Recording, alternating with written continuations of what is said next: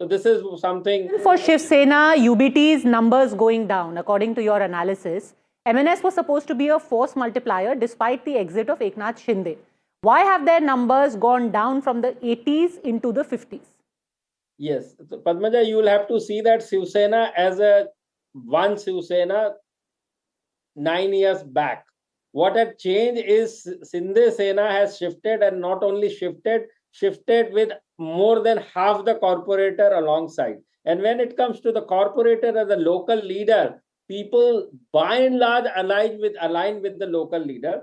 So MNS has plus in the fold of UBT, but they hold only 7% vote share last time and about 28 watts. But when it comes to Shiv Sena, though United Shiv Sena secured about 20% vote share, even if you take half of it, which is about 14% shifted and 7% in the form of MNS added. One more demography added to the fold of UBT this time, to some extent, the minority vote. Minority vote, they are likely to secure about 38%. The UBT, last time it was single digit for the Shiv Sena as among the minority, and that to Muslim vote. So that is also added. But despite of all these things, the last time Shiv Sena has secured about 28%. This time they are likely to get about 32%. So there is an increase in this thing, but the other consolidation happened on the non-Marathi, non-Muslim vote, which is about 44%. Yeah. 44%, which is North Indians, Rajasthanis, Gujaratis, South Indians. They are reverse consolidation happen, and they are voting in a big, massive number, I would say to extent of 68 to 70% in favor of BJP plus. So this is what made all the difference. Look at this community-wise vote share, and this is the most significant story of this election. The whole narrative was about Marathi Manus. Who is this Marathi identity going to gravitate towards? 30-49%. That's the breakup. BJP plus 30. Shiv Sena UBT plus 49. And my simple question to you, Pradeep ji, is there are about 80 seats, correct me if I'm wrong, where the Shiv Sena Shinde and Shiv Sena UBT are going head to head against each other. In these Marathi seats where Sena versus Sena, who has the edge according to your analysis? UBT Sena. UBT has an edge. Yes, over among these seats, with slender edge, but what is the Shinde Sena is gaining the vote is of BJP into their fold, because they are contesting about 91 seats. One seat they call it friendly fight. 90 seats they are contesting in total. So they are likely to win about 45 to 40 seats on its own. No, so was it a case, Pradeep, where the Marathi vote basically consolidated for the UBT, but just not enough to create a dent? Is that what it was? Yes, definitely yes. Because if you see the total vote share among the community, Marathi hold about 37% point, as against non-Marathi, non-Muslim 44. See the difference here among those non-Marathi vote in Gujarati, Rajasthan, North Indian votes. It would have been better if you show the slide of instead of Christian there, because they are only 1 to 2%. But if you show the this thing North Indian vote, we've got that. We'll just put that up. Yeah, you will see that the difference. What about Mahila and youth, the new MY? It looks like even in local polls, they've gravitated or shown a preference towards the BJP.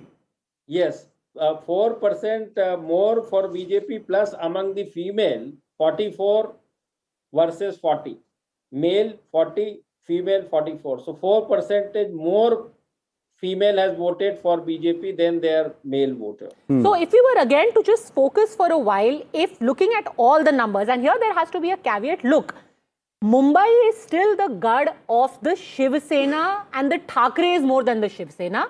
Eknath Shinde was part of the Shiv Sena, but for him it is the area of Thane. That is his stronghold. So he is contesting over here. Overall Marathi vote के लिए जब fight हो रही है प्रदीप गुप्ता, एकनाथ शिंदे और उद्धव ठाकरे के बीच में, after this bruising battle, who can emerge and say, मैं हूं असली मराठी मानुस? So Padma, you are right. So now you will have to not divide, but see the geographical difference. Greater Mumbai, which is from Kolaba to up to Mahim, which is called as a Greater Mumbai, where even today, Dadar, Mahim, Worli, Lalbagh, Shivdi, where UBT is vote base and the Marathi vote base is full in consolidation. But when it comes to Bhanduk, Mulund, which is the bordering of Thane, Mankhurd, Govandi, they are all consolidating in favor of Marathi vote. I am talking about in favor of Sindhe Sena more than the UBT. So this is how you will have to see the Mumbai when you see the Mumbai and the Greater Mumbai and the Mumbai suburb. So in that sense, you know, the Dadar and surrounding area, the place where the Thakres actually stay, where their office is, that is still staying with the Thakres. But outside of that, on the fringes, Eknath Shinde has begun to chip away. Is it safe to say? Absolutely. Is it safe to say, Pradeep Gupta, that Raj Thakre has caused more damage than benefited this alliance? Sure, he gets in his 7% or whatever preference people are showing this time around with his one corporator left with him. But he has successfully managed to alienate the North Indians, the Gujaratis, the Tamils, and even the Muslims away from Uddhav Thackeray. The same Uddhav Thackeray who had benefited massively in the Lok Sabha elections and to an extent in the assembly elections from this Muslim vote. So when it comes to Muslim vote in particular, see, we'll have to see again geography, how these Muslim votes are spread across the Mumbai. So there are three big pockets where the majority of these Muslim population is there, which is, for the first is Kalwa Devi and Bhaikala area, where Congress is the #1 party among the Muslim vote. Congress, then the MIM, then the UBT. Then you see the western suburb, which is the Jogeshwari and Malad area, where UBT is #1 party. Congress is second. Then the third pocket is that of Govandi and Mankhurd, where Congress is #1, Samajwadi Party is #2, and then UBT is #3. So this is how you'll have to see. Even to that 28% among the Muslim vote for UBT is, I would say, good number. Not very good, but good number. Managed to at least keep some of their Muslim vote, but the Congress has chipped away. Do you think that Congress's original experiment, saying that here we are going to focus squarely on the Muslim vote, let the Thackeray's battle it out with Eknath Shinde and BJP, that gamble has paid off and Muslims have shown their trust in the Congress party, which was their limited focus in this election? Yeah, so Congress, what we can clearly see with this strategy of Congress on a national perspective, see, Congress is trying to attract or get the Muslim Dalit vote share of minority and Dalits. You should not forget that Congress has VBA, Vanchit Vikas Aghadi of Prakash Ambedkar. You know, he's been playing a very, very vital role till last 10 years.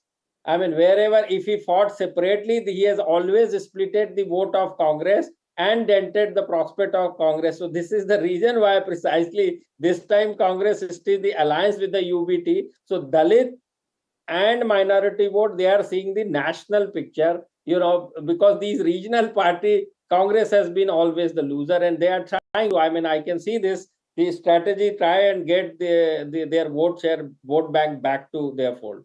The big Thackeray reunion was touted to be the big sort of inflection point, the game changer, politically speaking. Just from a sort of numbers and whatever you can glean from what you've seen in your survey, did it not create any emotion at all? Yes, see, Aroor, what happened, I'll tell you. When you say Thackeray brothers or the Shiv Sena, you will have to see to it over 25 years. Though Shiv Sena was in power in BMC, but it was always in alliance with the BJP. So Shiv Sena itself has never ruled the BMC. So you cannot see Shiv Sena or the BMC or the Mumbai for that matter minus BJP. No, they are always been in supportive to the, when it comes to the vote share, starting from 15% to as high as 30%. So I want to now... You can't see the Mumbai in isolation as far as the Shiv Sena goes. It is always within the support of BJP or the alliance with the BJP. When they fought separately, all these two parties fought separately. The last BMC election, one secured Shiv Sena 84 and the BJP 82. So literally the equal, and vote share was 29% to the Shiv Sena and 28% to the BJP. They fought separately. And the memories of number. And now the Shinde Sena has splitted and shifted to this thing. So the clear-cut variation you can see in the result. And for everyone who keeps talking about this Marathi Manus, Marathi vote, the fact is the corporators who split and went with Eknath Shinde and who are currently with the BJP, most of them are also Marathi. So all the corporators that Eknath Shinde took with him, they are Marathi corporators. And in a local election, I am looking up to who that guy is, who is going to be there in my ward.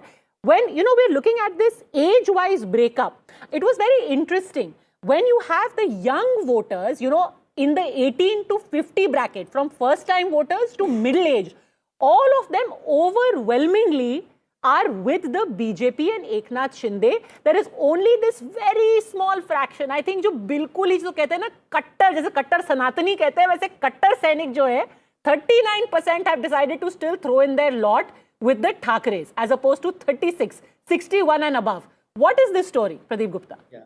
So now first I will talk about 61 plus age group, which you see, it is largely in the pockets of Dadar, Parel, Elphiston, Lalbagh, Sivdi. There you will find these particular population in bulk.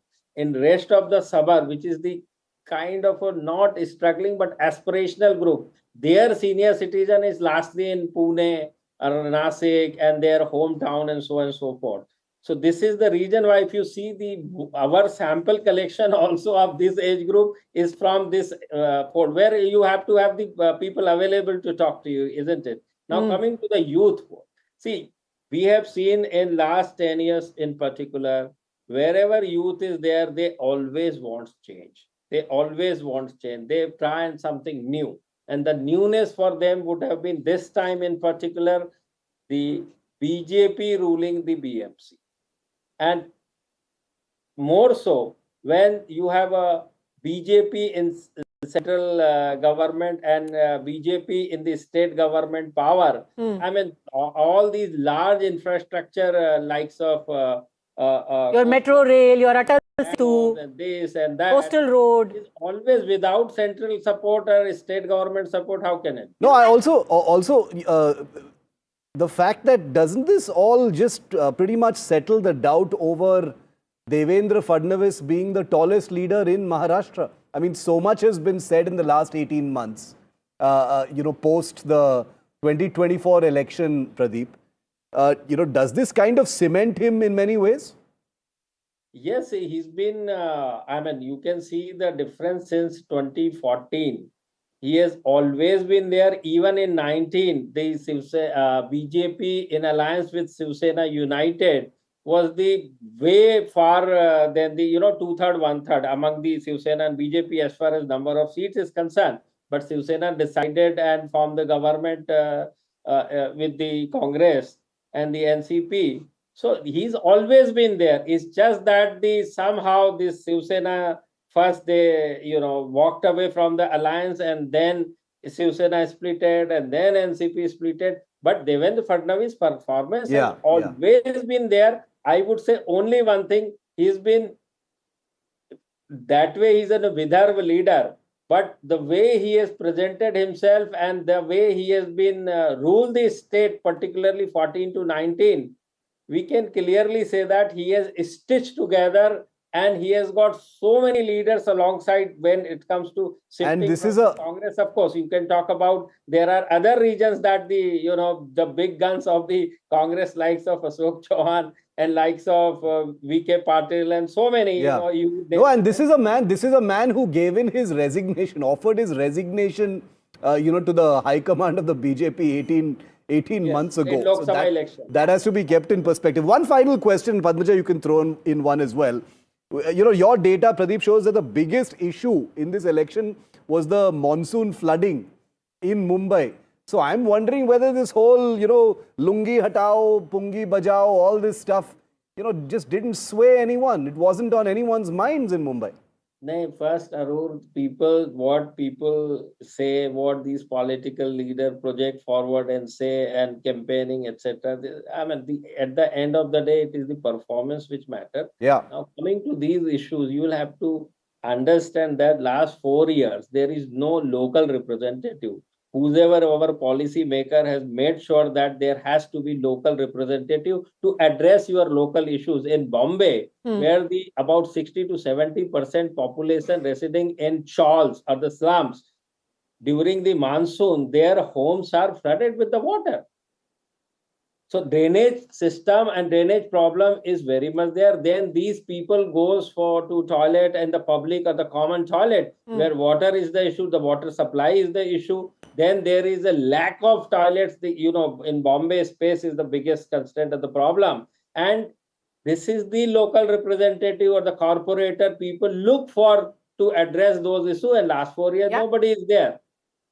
So this is what you can see and witness here. What people say and they come and say and go. I mean, forget all about them. The people, I mean, in 3 months, June, July, August, September, people have very hard time in these pockets, particularly out of problem coming out of rain, the mosquito, so many problems, garbage collection, and then over and above, if the rainwater accumulated, so many problems. And you must have seen and heard that dengue, malaria, this, that, so many problems. And the perpetually flooded Milan subway and the potholes, of course. I know, of course, there is a difference in, the number of seats contested by both the BJP and Eknath Shinde. It's like 136 and 90. But if we were to do a correction for that, who has a higher vote share? As in, who is better placed? Who has a better strike rate according to your... Of course, BJP strike rate is... BJP has a better strike rate. As Shinde is contesting against the UBT, and in most of the seat, UBT is having the edge. So then Eknath Shinde should be a little worried, no? If BJP has a better strike rate.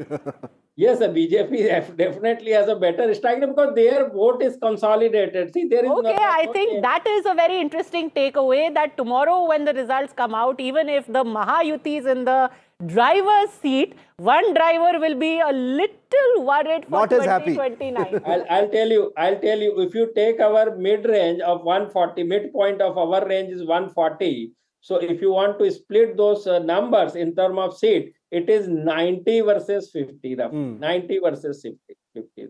Last question. I'm very tempted to throw this last one in, Pradeep, which is that, since the last BMC election, which was not covered, even 1% the way this BMC election has been covered, Indian politics has changed dramatically. So I want to end by asking you, what is the national impact in your view of this election? National impact would have been always the development, and people, if they see whoever is the ruling party, the local or the state or the central, and if they are delivering it, people store their faith into that. And that's the reason why you see so many repeats government. When the government is repeated in any election, it is purely out of performance, nothing else. Somebody just sent a message saying after these exit polls on NDTV, Annamalai has sent Rasmalai to Raj Thakre. That may be true, actually. That may be true. I'm going to send him a text and find out if that's actually true. Just to give one rider on my account is that, please understand, this number is based on 54% turnout, because we do not have the final voter turnout yet. If final voter turnout is less than 54%, then it will get onto our lower range. And if it is more than 54%, it will be on the other higher range of our this thing. So that is something we'll have to wait and watch. We'll have you back on the channel tomorrow, Pradeep. Good luck to your numbers. Let's see if they hold steady, and we'll have you back here tomorrow. Or we'll send you Rasmalai. Thank you, Pradeep.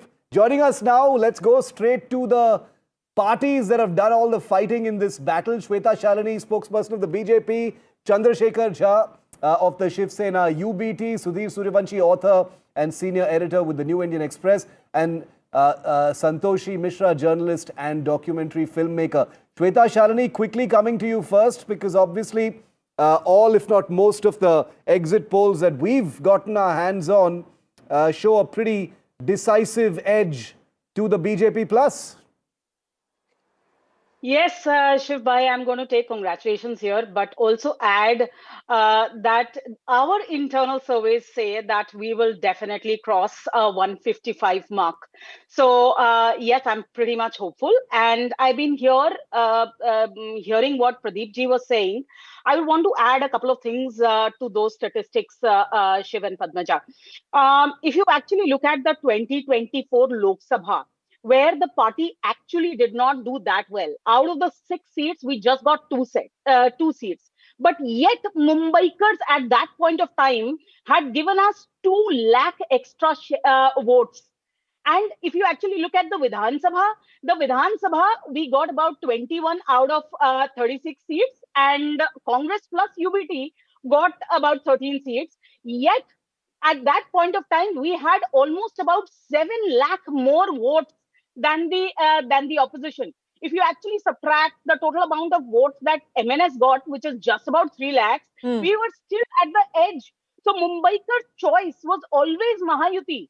It was Mumbai is what literally stands for the ideology of Hindu Hriday Samrat Balasaheb Thackeray. And that is the reason why they were always huge supporters of Mahayuti. And now, today, what we are seeing as exit polls, and tomorrow what we are going to see as results, is a clear demarcation of the fact that Mumbaikars are plainly and clearly rejecting this whole friends with benefit kind of a relationship.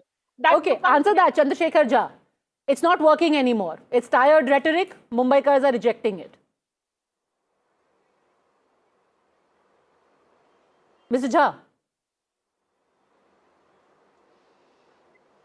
Chandrasekhar Jha, can you hear us? All right, we'll try and get across to him in just a second. But what is very, very significant in all of this, Sudhir Suryavanshi, that if these numbers hold, and we had Pradeep Gupta also, breaking down all of those numbers for us, yes, the Thackeray's are still managing to hold on to the areas around Matoshri, but even the Marathi voters in the area beyond that, if you go beyond Dadar, are now beginning to look at life beyond the Thackeray's. See, you are right that, earlier the area which were, concentrated as a mill worker area, these areas still hold for the Shiv Sena and the MNS. But if you see around, the demography and the geography of the Mumbai is changing. Earlier, the chawls were there, which were dominated by the Marathi people. Now, most of the, high-rise building has come up. And if you just have the glance over the nameplate plate of the buildings, you will find out that who are the people who are staying there. So it means the demography has completely changed. But Thackeray agenda and their politics has not changed. Therefore, the people have decided to move away. If you see in the context of 2017, BJP was very, very close to the power that time. And it was shown that the aspiration class of Marathi, those were connected to the Thackeray, particularly Balasaheb Thackeray, their father, their grandfather. But the younger generation seems to be move away. I think this trend has been continued still 2025 or 26 also. And it has been in large number. It has increased. It has not diminished it. In fact, BJP has grown in large number everywhere in Mumbai and the Maharashtra. And BJP has once again, stamped itself as a single largest party, major party in Mumbai and the Maharashtra. And after long time, BJP will have their own mayor of financial city. Actually, the last 30 to 35 years, Shiv Sena had only their mayor, and the BJP used to have their deputy mayor, except last 5 years. But I think BJP will have the big lump. They will have their own mayor in the financial city in Mumbai. And it will be a big stamp on the Devendra Patil's leadership also. And his road to 2029 will be more clear because to getting power in BMC, it will be a big milestone in his career. It will be big, Absolutely, and a lot of rejigging will happen in equations leading up to 2029. What will Eknath Shinde be thinking right now? The Pawars maybe think it's better, strength in numbers, let the families stick together, because you never know what the BJP is going to do to you. But Chandrasekhar Jha, BJP here saying kaam bolta hai. Rhetoric is gone. Rhetoric is over. Nobody cares. See, the elections have been completed. Now we are waiting for the results. The thing is that the corporation elections are very, if you see minutely, the results are very much competitive rather than in Assembly or in Lok Sabha. So we don't know how much will be the margin of difference and how much seats will be decided within 50 or 100 votes. So that will be a competitive thing which is to be seen tomorrow. And second thing is that the emotions, if anybody says that Maharashtra has lost emotions towards Thackeray, it's completely wrong, because eventually, if this result is to be considered, this result also shows that we are not losing much. Eventually, the Eknath Shinde group is losing much. So now they'll have to decide whether they want to continue with the allies, or they don't want to continue with the allies. We are always there. We'll be there in Maharashtra for the people, for the work, and we have done our utmost things, and will continue to do our work. No, I have to say, it's important to say that this is only exit poll data.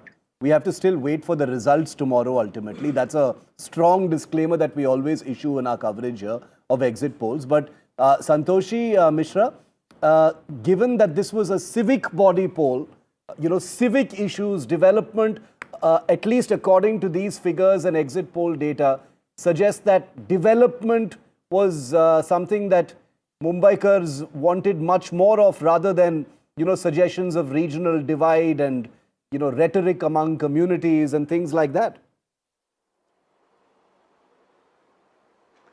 Yes, I must say that is one of the things, like before this poll just started, I remember seeing one hoarding by Raj Thackeray, Uddhav Thackeray. I do not know who had placed it, but there was "Batoge to Katoge." That was to North Indians. See, whenever we, as a understand in politics, that whenever we are decisive, we are going in division.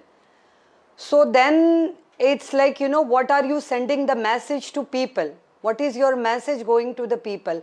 Are you threatening people? So people will not take that. So that had gone something very wrong when, although, Kripa Shankar's statement, when he talked about it, Devendra Fadnavis, who is such a veteran person, and CM, he came up and he talked about it. They had to, Mr. Singh had to come and share a video. Talking about this, why civic issues are important. So people have started losing the trust with Uddhav Thackeray, Raj Thackeray. Yes, we have seen in the previous election, they never had the trust. Because see, the civic issues are very minute and micro issues. Yeah, like you were just talking about with Mr. Gupta about flooding spots. Every year, 35 new flooding spots are added in Mumbai. The one who suffers is a common citizen. Yeah. Then you don't see anybody. Then you don't see, you don't want to meet your MLA. You don't want to meet your MP. You want locally issues to be addressed. Like we are talking about toilets. There are no toilets. Toilet issues are really, I mean, people might feel it's a very trivial issue, but it is a really a very much needed issue. They are so dirty, unhygienic. Think about the women condition there.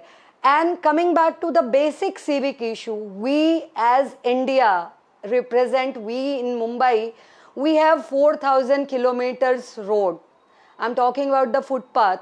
And we are the least in the world survey who is using it. I'm glad you've mentioned this, Santoshi Mishra, because this is ultimately a reminder. Now, I want to say we don't know what's going to happen tomorrow in terms of the numbers, but I think everyone is served well with a reminder that this is a civic body election with civic issues that affect, the common Mumbaikar.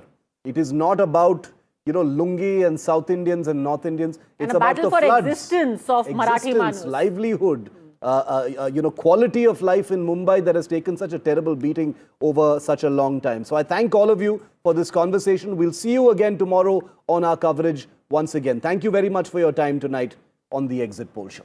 We've got some breaking news coming in now.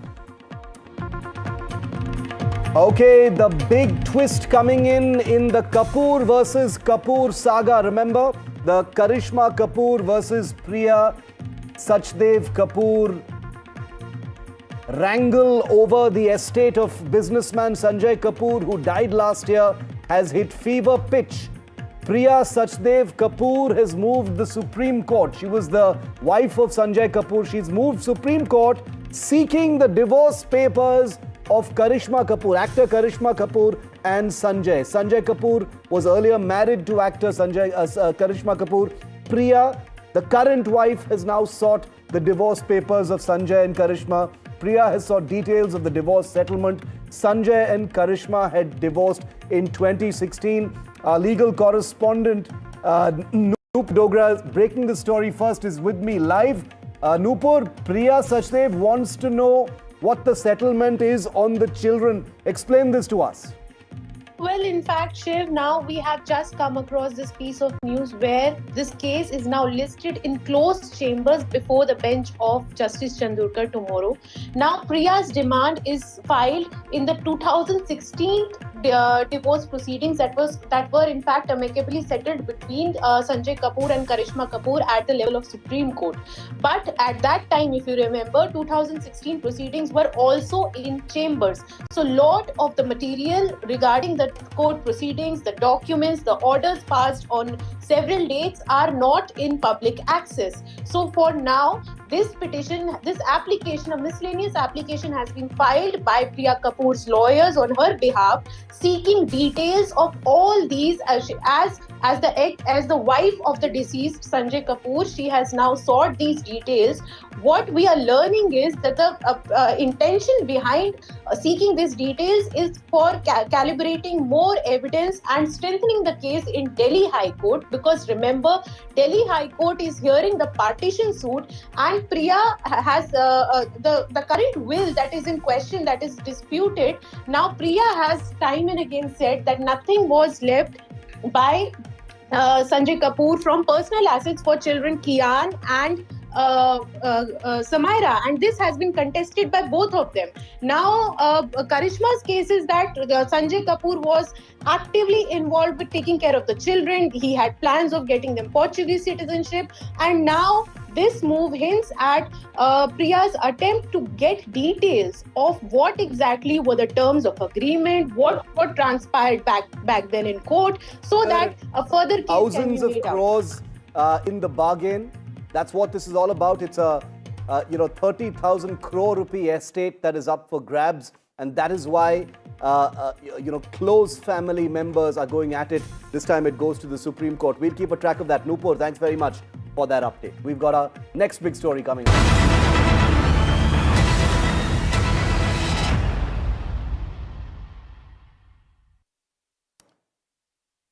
Today, the Supreme Court did something West Bengal Chief Minister Mamata Banerjee was clearly not prepared for. It didn't just hear the Enforcement Directorate, it pulled the West Bengal government up sharply, and in doing so, shoved the Chief Minister firmly onto the back foot. Until now, Mamata Banerjee has been aggressively on the offensive. Days after her dramatic dash to the ED raid site in Kolkata, emerging with a file in her hand, she framed the ED action as political vendetta, turned it into street theatre in VIP Delhi, unleashed her MPs in protest, and projected herself as the aggrieved victim of a weaponized state. But the Supreme Court's words today poured cold water on that drama. The bench said it was disturbed by what unfolded in court. It questioned whether the rule of law was being subverted. It took serious note of allegations that investigative proceedings were obstructed. It put on hold FIRs filed by the Bengal police against the ED officers, and it made clear that turning legal proceedings into chaos cannot be brushed aside as just politics. That matters because it flips the script. Mamata's rivals now have an opening to argue that lawlessness in Bengal is not incidental but top-down, driven by the Chief Minister herself. They point to the ED's allegation that Mamata stormed the raid site, interfered with proceedings, and even removed files. That's her with a file in her hand. With the Supreme Court willing to examine these claims seriously today, that argument suddenly has judicial air under its wings. Does this damage Mamata politically before the election? Probably not, in my view. The India alliance, remember, of which Mamta is a part, has shown remarkable flexibility in its relationship with the judiciary. It applauds the courts when rulings suit them and attacks them when they don't. That agility, make no mistake, will be deployed again. But here's the bigger shift. The Enforcement Directorate, long seen as a political battering ram, a washing machine, now has something invaluable. Not a verdict, but validation that its claim of obstruction is worth judicial scrutiny. Now, for the BJP, that is narrative gold, because the BJP so far has been only accused of weaponizing the ED. Now, as the ED plans its next steps in Mamta's electoral epicenter, just weeks before the biggest election of her career, the Supreme Court has raised the temperature dramatically. It has turned a political slugfest into a legal pressure cooker. Mamta thrives on confrontation. After today, expect maximum aggression, even more than you've already seen. But this time the heat is coming from the top court of the land. Whenever in a non-BJP state, central agency will interfere with the political party just before election, that is also not good. Correct? Similarly, if the central agency works and the state agency interferes, that is also not good. So maintaining this cooperative federalism is not the duty only of the state, it is also duty of the central government. जंगल राज बिल्कुल ममता राज जैसा होता है। ये कानूनी जोर का तमाचा है उस मुख्यमंत्री को जो समझती है वो संविधान से ऊपर है। ये जो फाइल पकड़कर ममता बनर्जी खड़ी हैं, ये पूरा देश और पश्चिम बंगाल की जनता आज कह रही है, तुम इतना जो छुपा रही हो ममता बनर्जी, तुम इतना जो छुपा रही हो, क्या डर है जिसे दबा रही हो? ये क्या डर है कि ये फाइल अगर ईडी के हाथ लग जाती तो आपको चिंता हो जाती? Joining me now, Tuhin Sinha, spokesperson of the BJP. Advocate Tausif Khan is a political analyst. Jayanta Ghoshal, senior journalist with NDTV. Thanks very much to all of you for joining me. Tausif, coming to you first. Isn't this a setback to Mamta Banerjee? You've seen the scathing comments from not a sessions court, not a high court, but the Supreme Court. They've put the ball in Mamta's court. They've basically provided validation to the Enforcement Directorate's claim that that obstruction of justice is taking place, and at the very least, they've taken it up and said, "You had better answer." No, there's a direction to file counter affidavit, yes. But there is a scathing comment by the Supreme Court today in the more than 2 hours long hearing that the central agencies have no right to interfere in the elections and in the to take away the political documents of any political party. That comment is also there of the Supreme Court. Serious concern over rule of law, Tausif. Can we words of the Supreme Court? Serious concern over rule of law. Yes, the Supreme Court has said that it's a serious matter, and therefore notice is issued. But the judgment has not come yet. Supreme Court also took note of the fact offenders cannot be protected under the law. ED is required under the law to inform the state police before conducting a raid. But in this case, they have sent an email to the state police 6 hours after starting the raid. No, I will summarize in a moment. Well. I will summarize in a moment what the actions taken by the Supreme Court. But they have said, can agencies be obstructed by party activities? We'll have to intervene if there is such lawlessness. Deeply disturbed by ruckus at Calcutta High Court on January the 9th. These are very scathing comments. That is true. These are not complicated comments, Tausif. They are directly at Mamta Banerjee and a government. Serious lawlessness if we don't intervene. So, see, the ruckus and the Calcutta High Court on January 9th is what Supreme Court took cognizance of. Yeah. And the petitions were admitted today in spite of the fact that the next hearing which was conducted on 13th of January went peacefully. But in the wisdom of the court decided that it will hear the petitions and has issued the notice. Very well. The Supreme Court will hear the matter. The counter affidavit is yet to be filed. Two weeks is given to the West Bengal Police and the Trinamool Supremo to file their reply. And the matter will come up in the first week of February. Okay. So, Tuhin Tausif says this is not an order. These are observations. Let's wait for the order. Notices have been issued, but why jump the gun? Says Tausif. Respond. Well, good evening, Shiv. Good evening, everybody. You know, the TMC can be amazingly thick-skinned. Now, there are three important takeaways from today's decision. Number one, the state government's FIR against ED stayed till the next hearing. It's a scathing indictment of the anti-constitutional methods of the state government, but obviously the TMC does not think so. Number two, you know, the Supreme Court has basically, you know, likened Mamata Banerjee's behavior, the behavior of TMC government, to mobocracy. You know, so the High Court was not supposed to be the jantar mantar where you get protesters of your party to intimidate the judiciary. Number two and number three, you know, there are serious questions which have been raised over Mamata Banerjee's methods.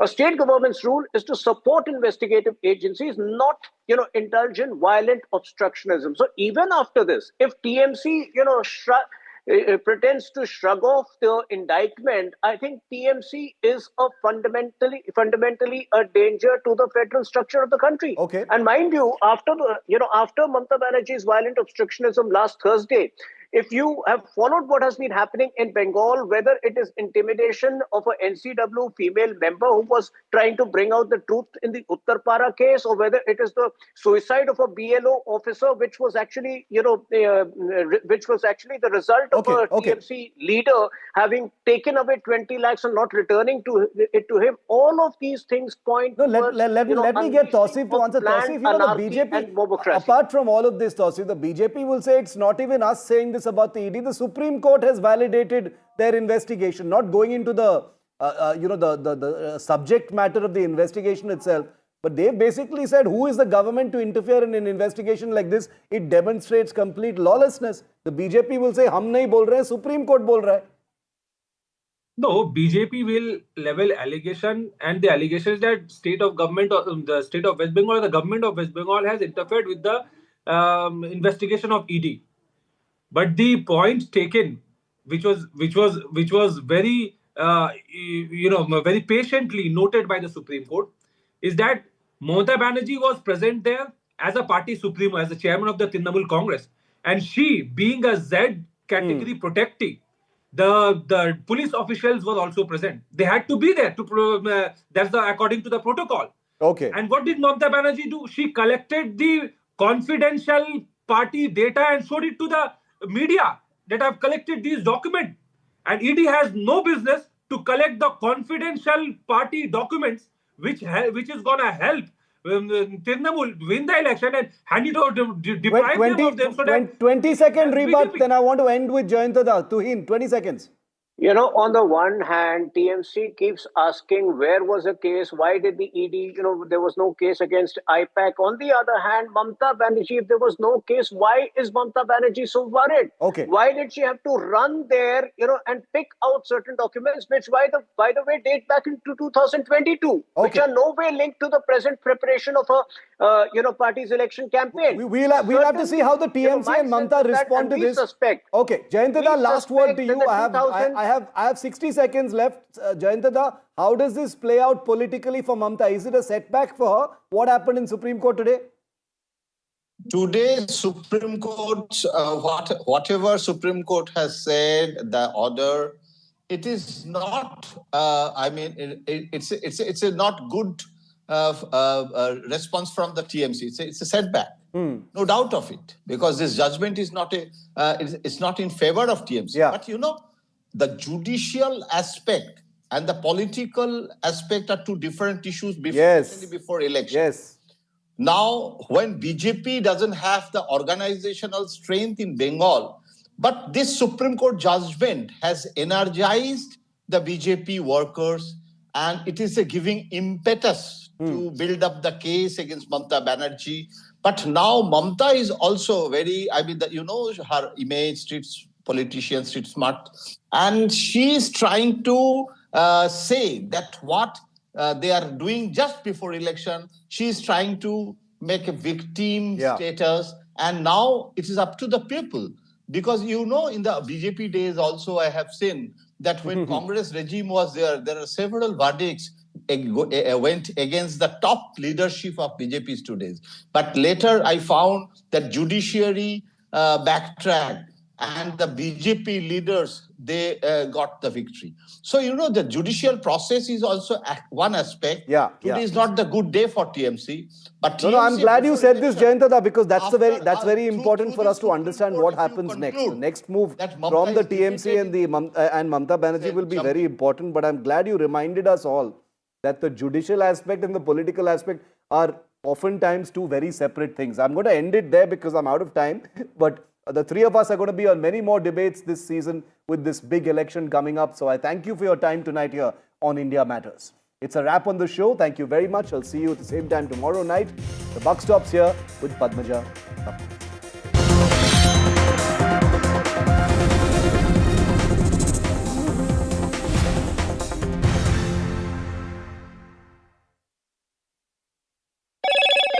Hello, Moto.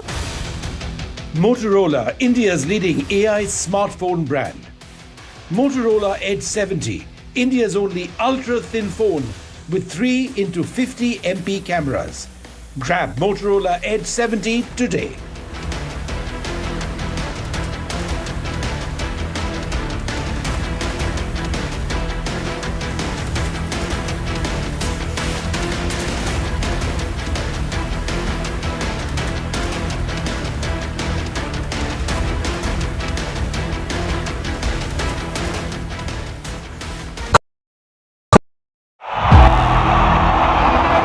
यहाँ से जाना ही होगा। जय मां Durga!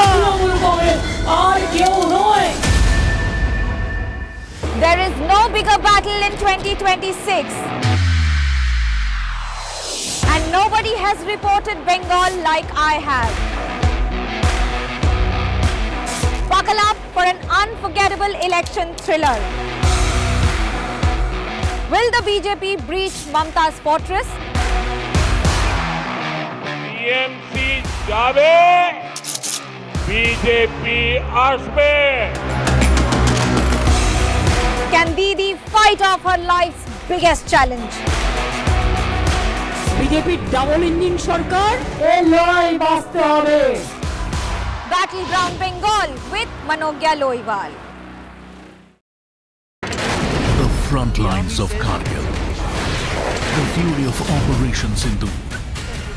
So many attacks. The chaos and cries of disaster zones. To fighter jet cockpits. And the world's most defining interviews. It's incredible. He has seen history break. Live. Unfiltered. 20,000 hours of live broadcasting. Welcome to Left, Right and Center. Hard facts. War-struck country. Hard questions. In the Ukraine. 30 years of trust. In the Kargil area. North Ukraine. In France, in Italy. At Srinagar. Vishnu Shom for NDTV. Vishnu Shom. Only on NDTV. NDTV Golf Pro-Am in partnership with PGTI returns for its much-awaited second leg. This time from the breathtaking Boulder Hills Golf and Country Club in Hyderabad. India's finest professional golfers meet Hyderabad's top corporate leaders for a day of precision, camaraderie and spirited competition on pristine fairways. Watch at these times.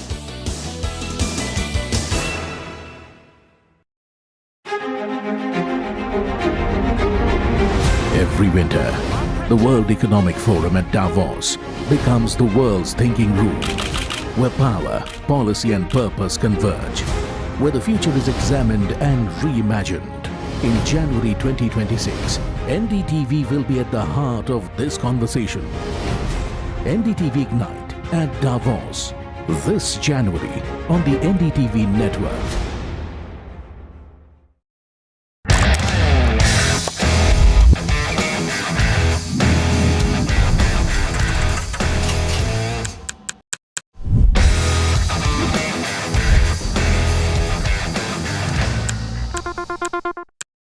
21 days in Kashmir. People have bombarded me, friends, with requests for an unfiltered list of things I saw and observed on the ground. Very special ground report from the line of control. There were some children who've lost limbs in the shelling.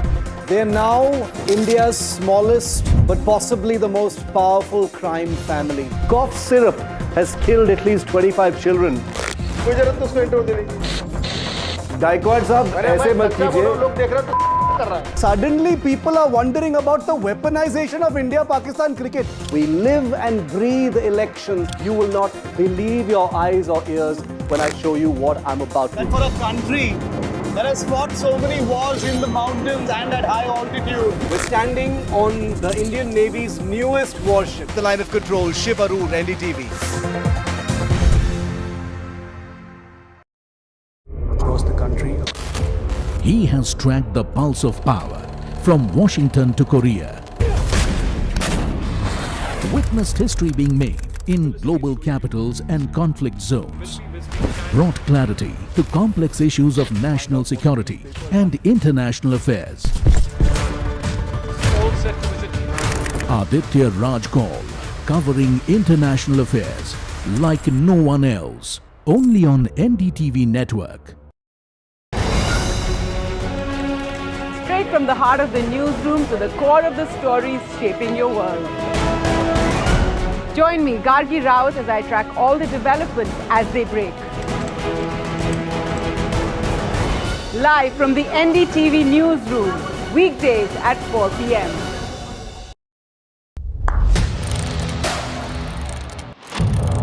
What seems settled for me is unfinished business. So I rewind. I pause. I reflect. I dig until what's buried stands up to be counted. Breaking ground, not just headlines, the meaning behind them. This is Breaking Ground with me, Vedika Sood. I don't sugarcoat. I shoot straight and tell you stories the way they need to be told.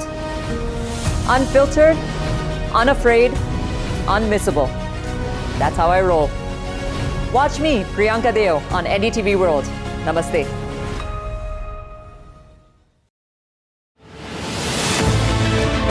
The first Indian news channel at the World Economic Forum at Davos. 21 years at the heart of the world's most influential dialogue. Continuing to make sure that the poorest are not forgotten. Big enough, brave enough, bold enough to face the critics. We've been doing more and more improvements. We are the fastest growing amongst the major economies. Both of us are interested in these. Young girls aren't in school because they're scavenging for water for the family. We need to get out of the way and into the work of breaking open access.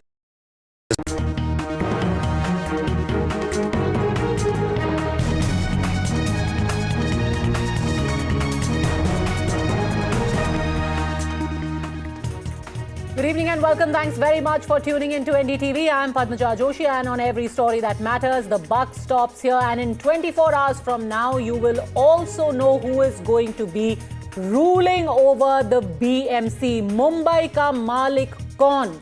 The cash-rich municipal corporation in Mumbai is going to have a new power at the head. Is the Shiv Sena going to be unseated after 26 long years? The exit poll numbers are in, and the results are going to perhaps define what we see in Indian politics over the next few years leading into 2029. So let's get you the numbers of the poll of polls, and that really gives you an idea of the overall trend of what the BMC numbers are going to be. Here are the four main exit polls that have come out with their numbers for the BMC. Now, we must remind you that there are a total of 29 municipal corporations across Maharashtra for which polling ended today. The last numbers that have come in at around 3:30, you had 40% plus polling taking place. Now, is that going to cross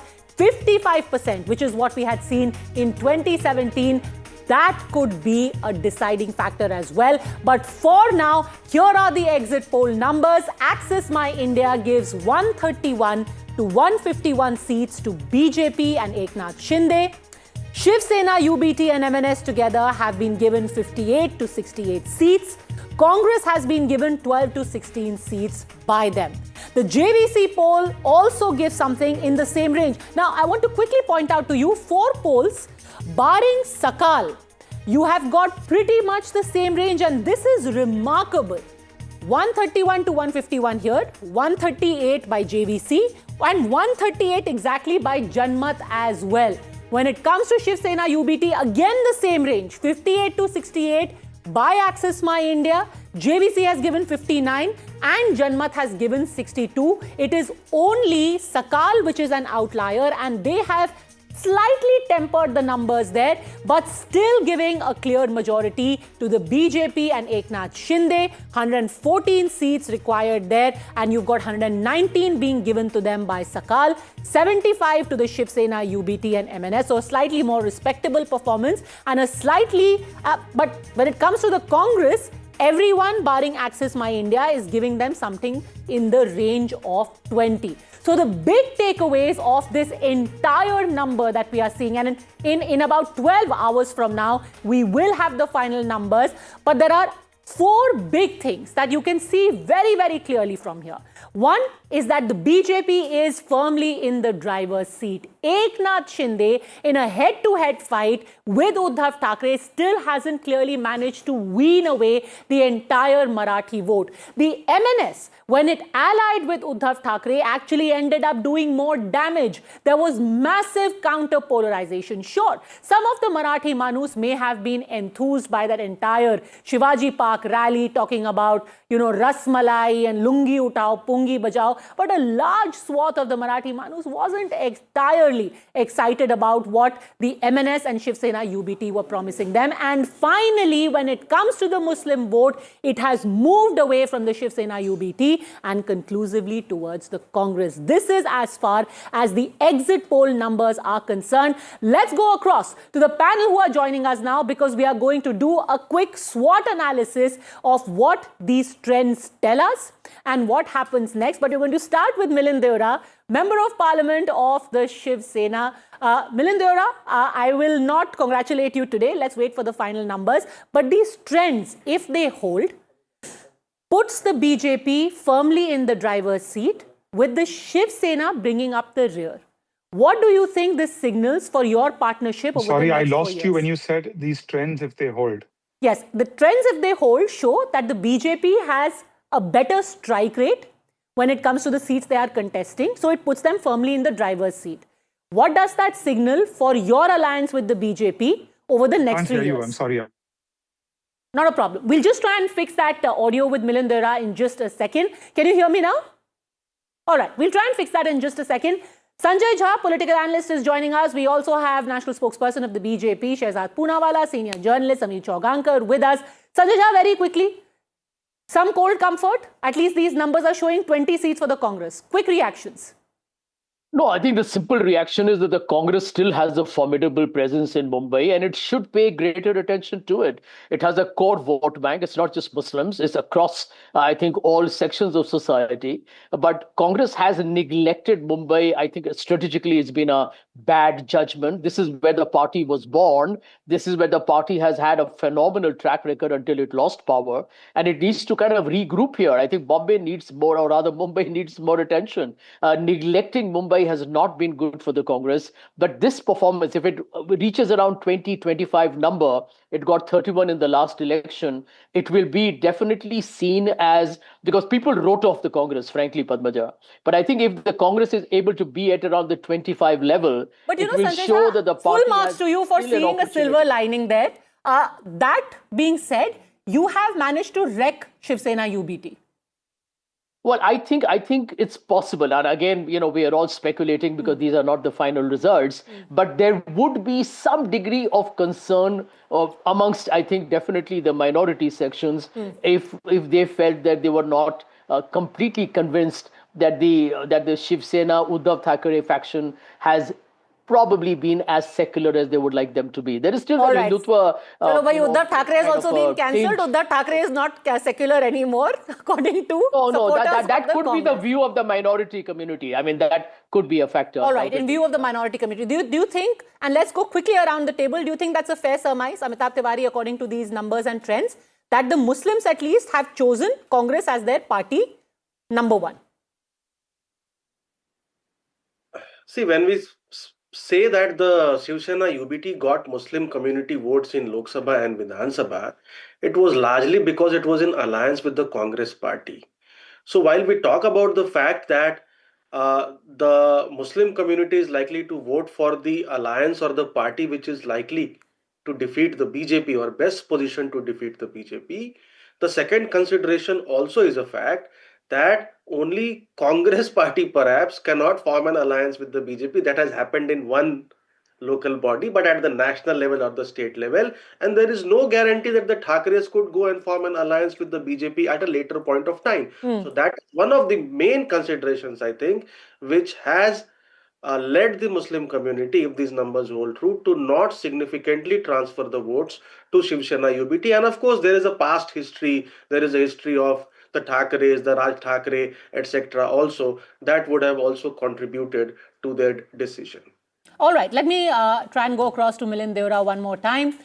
Milind Deora, simple question. If BJP is in the driver's seat, what does that signal for your relationship with this party over the next 3 years going into 2029? Yeah. Well, firstly, thank you for having me. Just to demonstrate my consistency, Padmaja, I've never been one to believe exit polls, even if they're in my favor. That said, I'm confident that the Mahayuti will win and will win handsomely for several reasons. I say this as a Mumbaikar who's been observing Mumbai's politics for the last 22 years, 23 years directly, and been observing it indirectly since I was born, really. The fact is that the Municipal Corporation of Mumbai is the country's richest civic body. It's one of Asia's richest civic bodies. Sadly, it's one of the most unaccountable civic bodies in the country. And it's been misused, it's been abused for the last 25, 30 years, really by one or two families. And therefore, I'm confident that the people of Mumbai want a change. They want a positive change. The people certainly tried to deflect attention to non-serious issues, to emotional issues. But we really tried to keep our campaign focused on development. There's been a lot of good work that's happened in Mumbai in the last few years, whether it's the central government, the state government. The Mahayuti has delivered on several projects, infrastructure projects, housing projects, projects that benefit the common person. And people understand that the municipality is a critical element in ensuring that there's consistency, there's coordination. So I think all these factors are, these are the things that we put in front of the people of Mumbai during the campaign. And I'm confident that that's what will allow us to secure a very, very handsome victory tomorrow. So that is borne out by the numbers. Contrary to what the election campaign would have made people believe, it is not emotional issues or, claims of how the Mumbai identity or the Marathi identity was under threat. But the biggest issue on the mind of the voters was the waterlogging that takes place.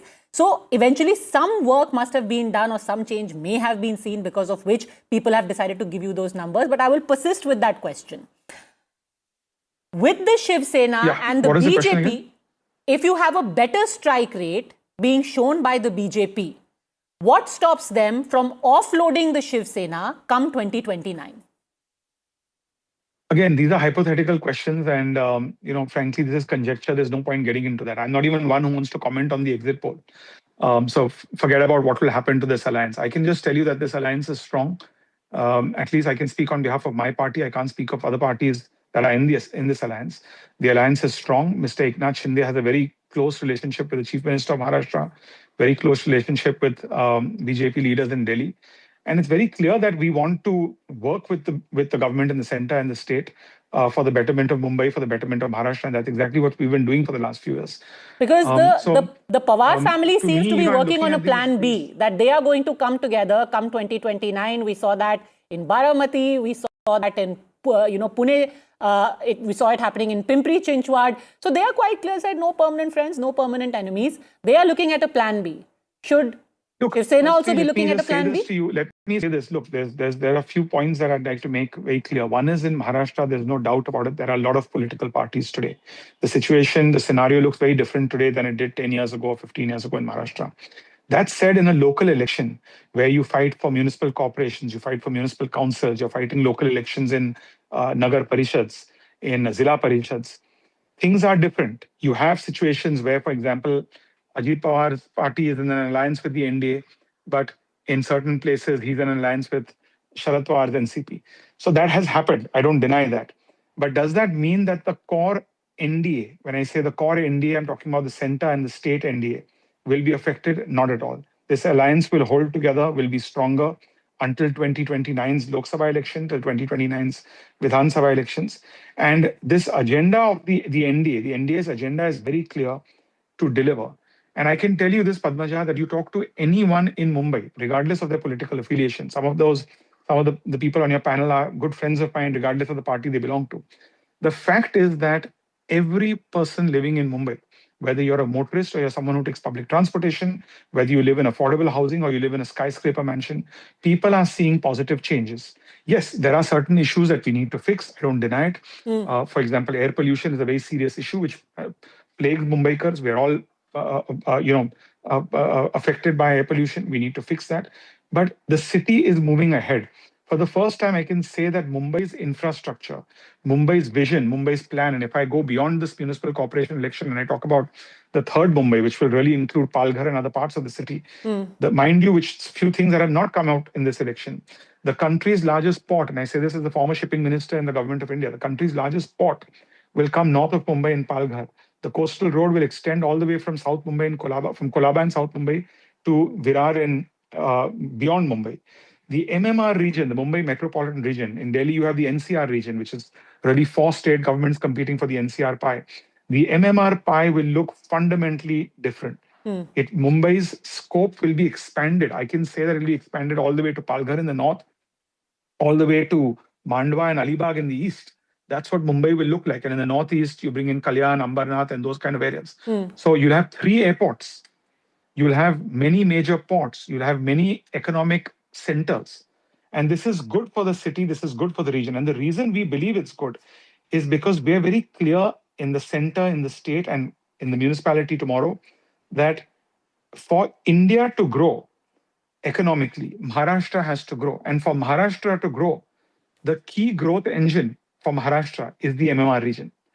All right, so here's that's hoping. the mission with which we've been working in the last few years. That's the mission with which we will work going forward. And that's the objective with which we fought these elections. All right, here's hoping that all of this does come true. If these numbers hold, I won't press you any further on the political question because I imagine tomorrow is going to be a very, very long day for you as well. Minister, thanks as always for speaking to us. I will open up this panel now. Bring in all of our guests.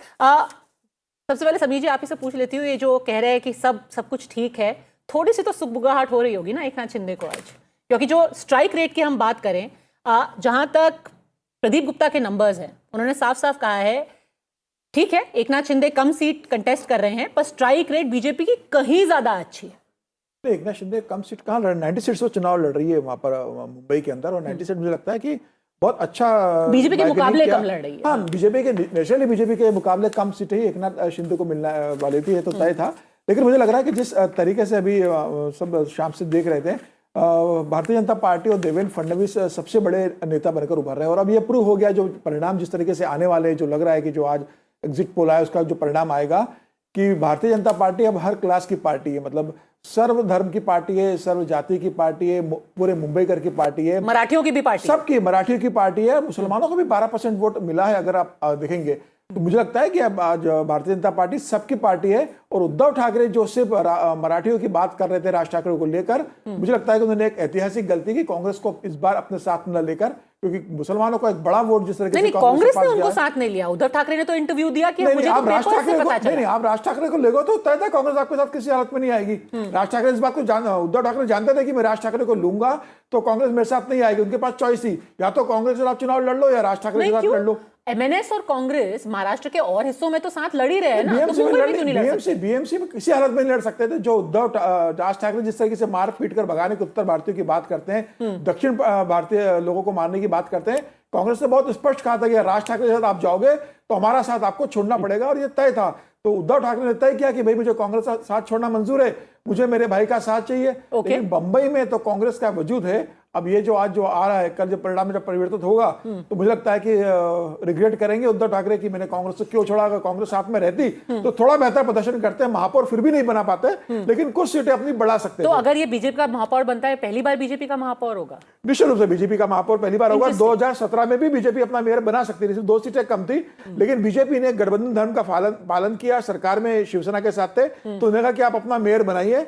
मुझे लग रहा है कि अब BJP ने अपने mayor बनाया और बहुत बेहतर तरीके से बनाएगी, अगर देखेंगे। Okay, so that will be in a way history in the making. की एक बात में सबसे बड़ा जो है मर्म है, आपने पकड़ा ही नहीं।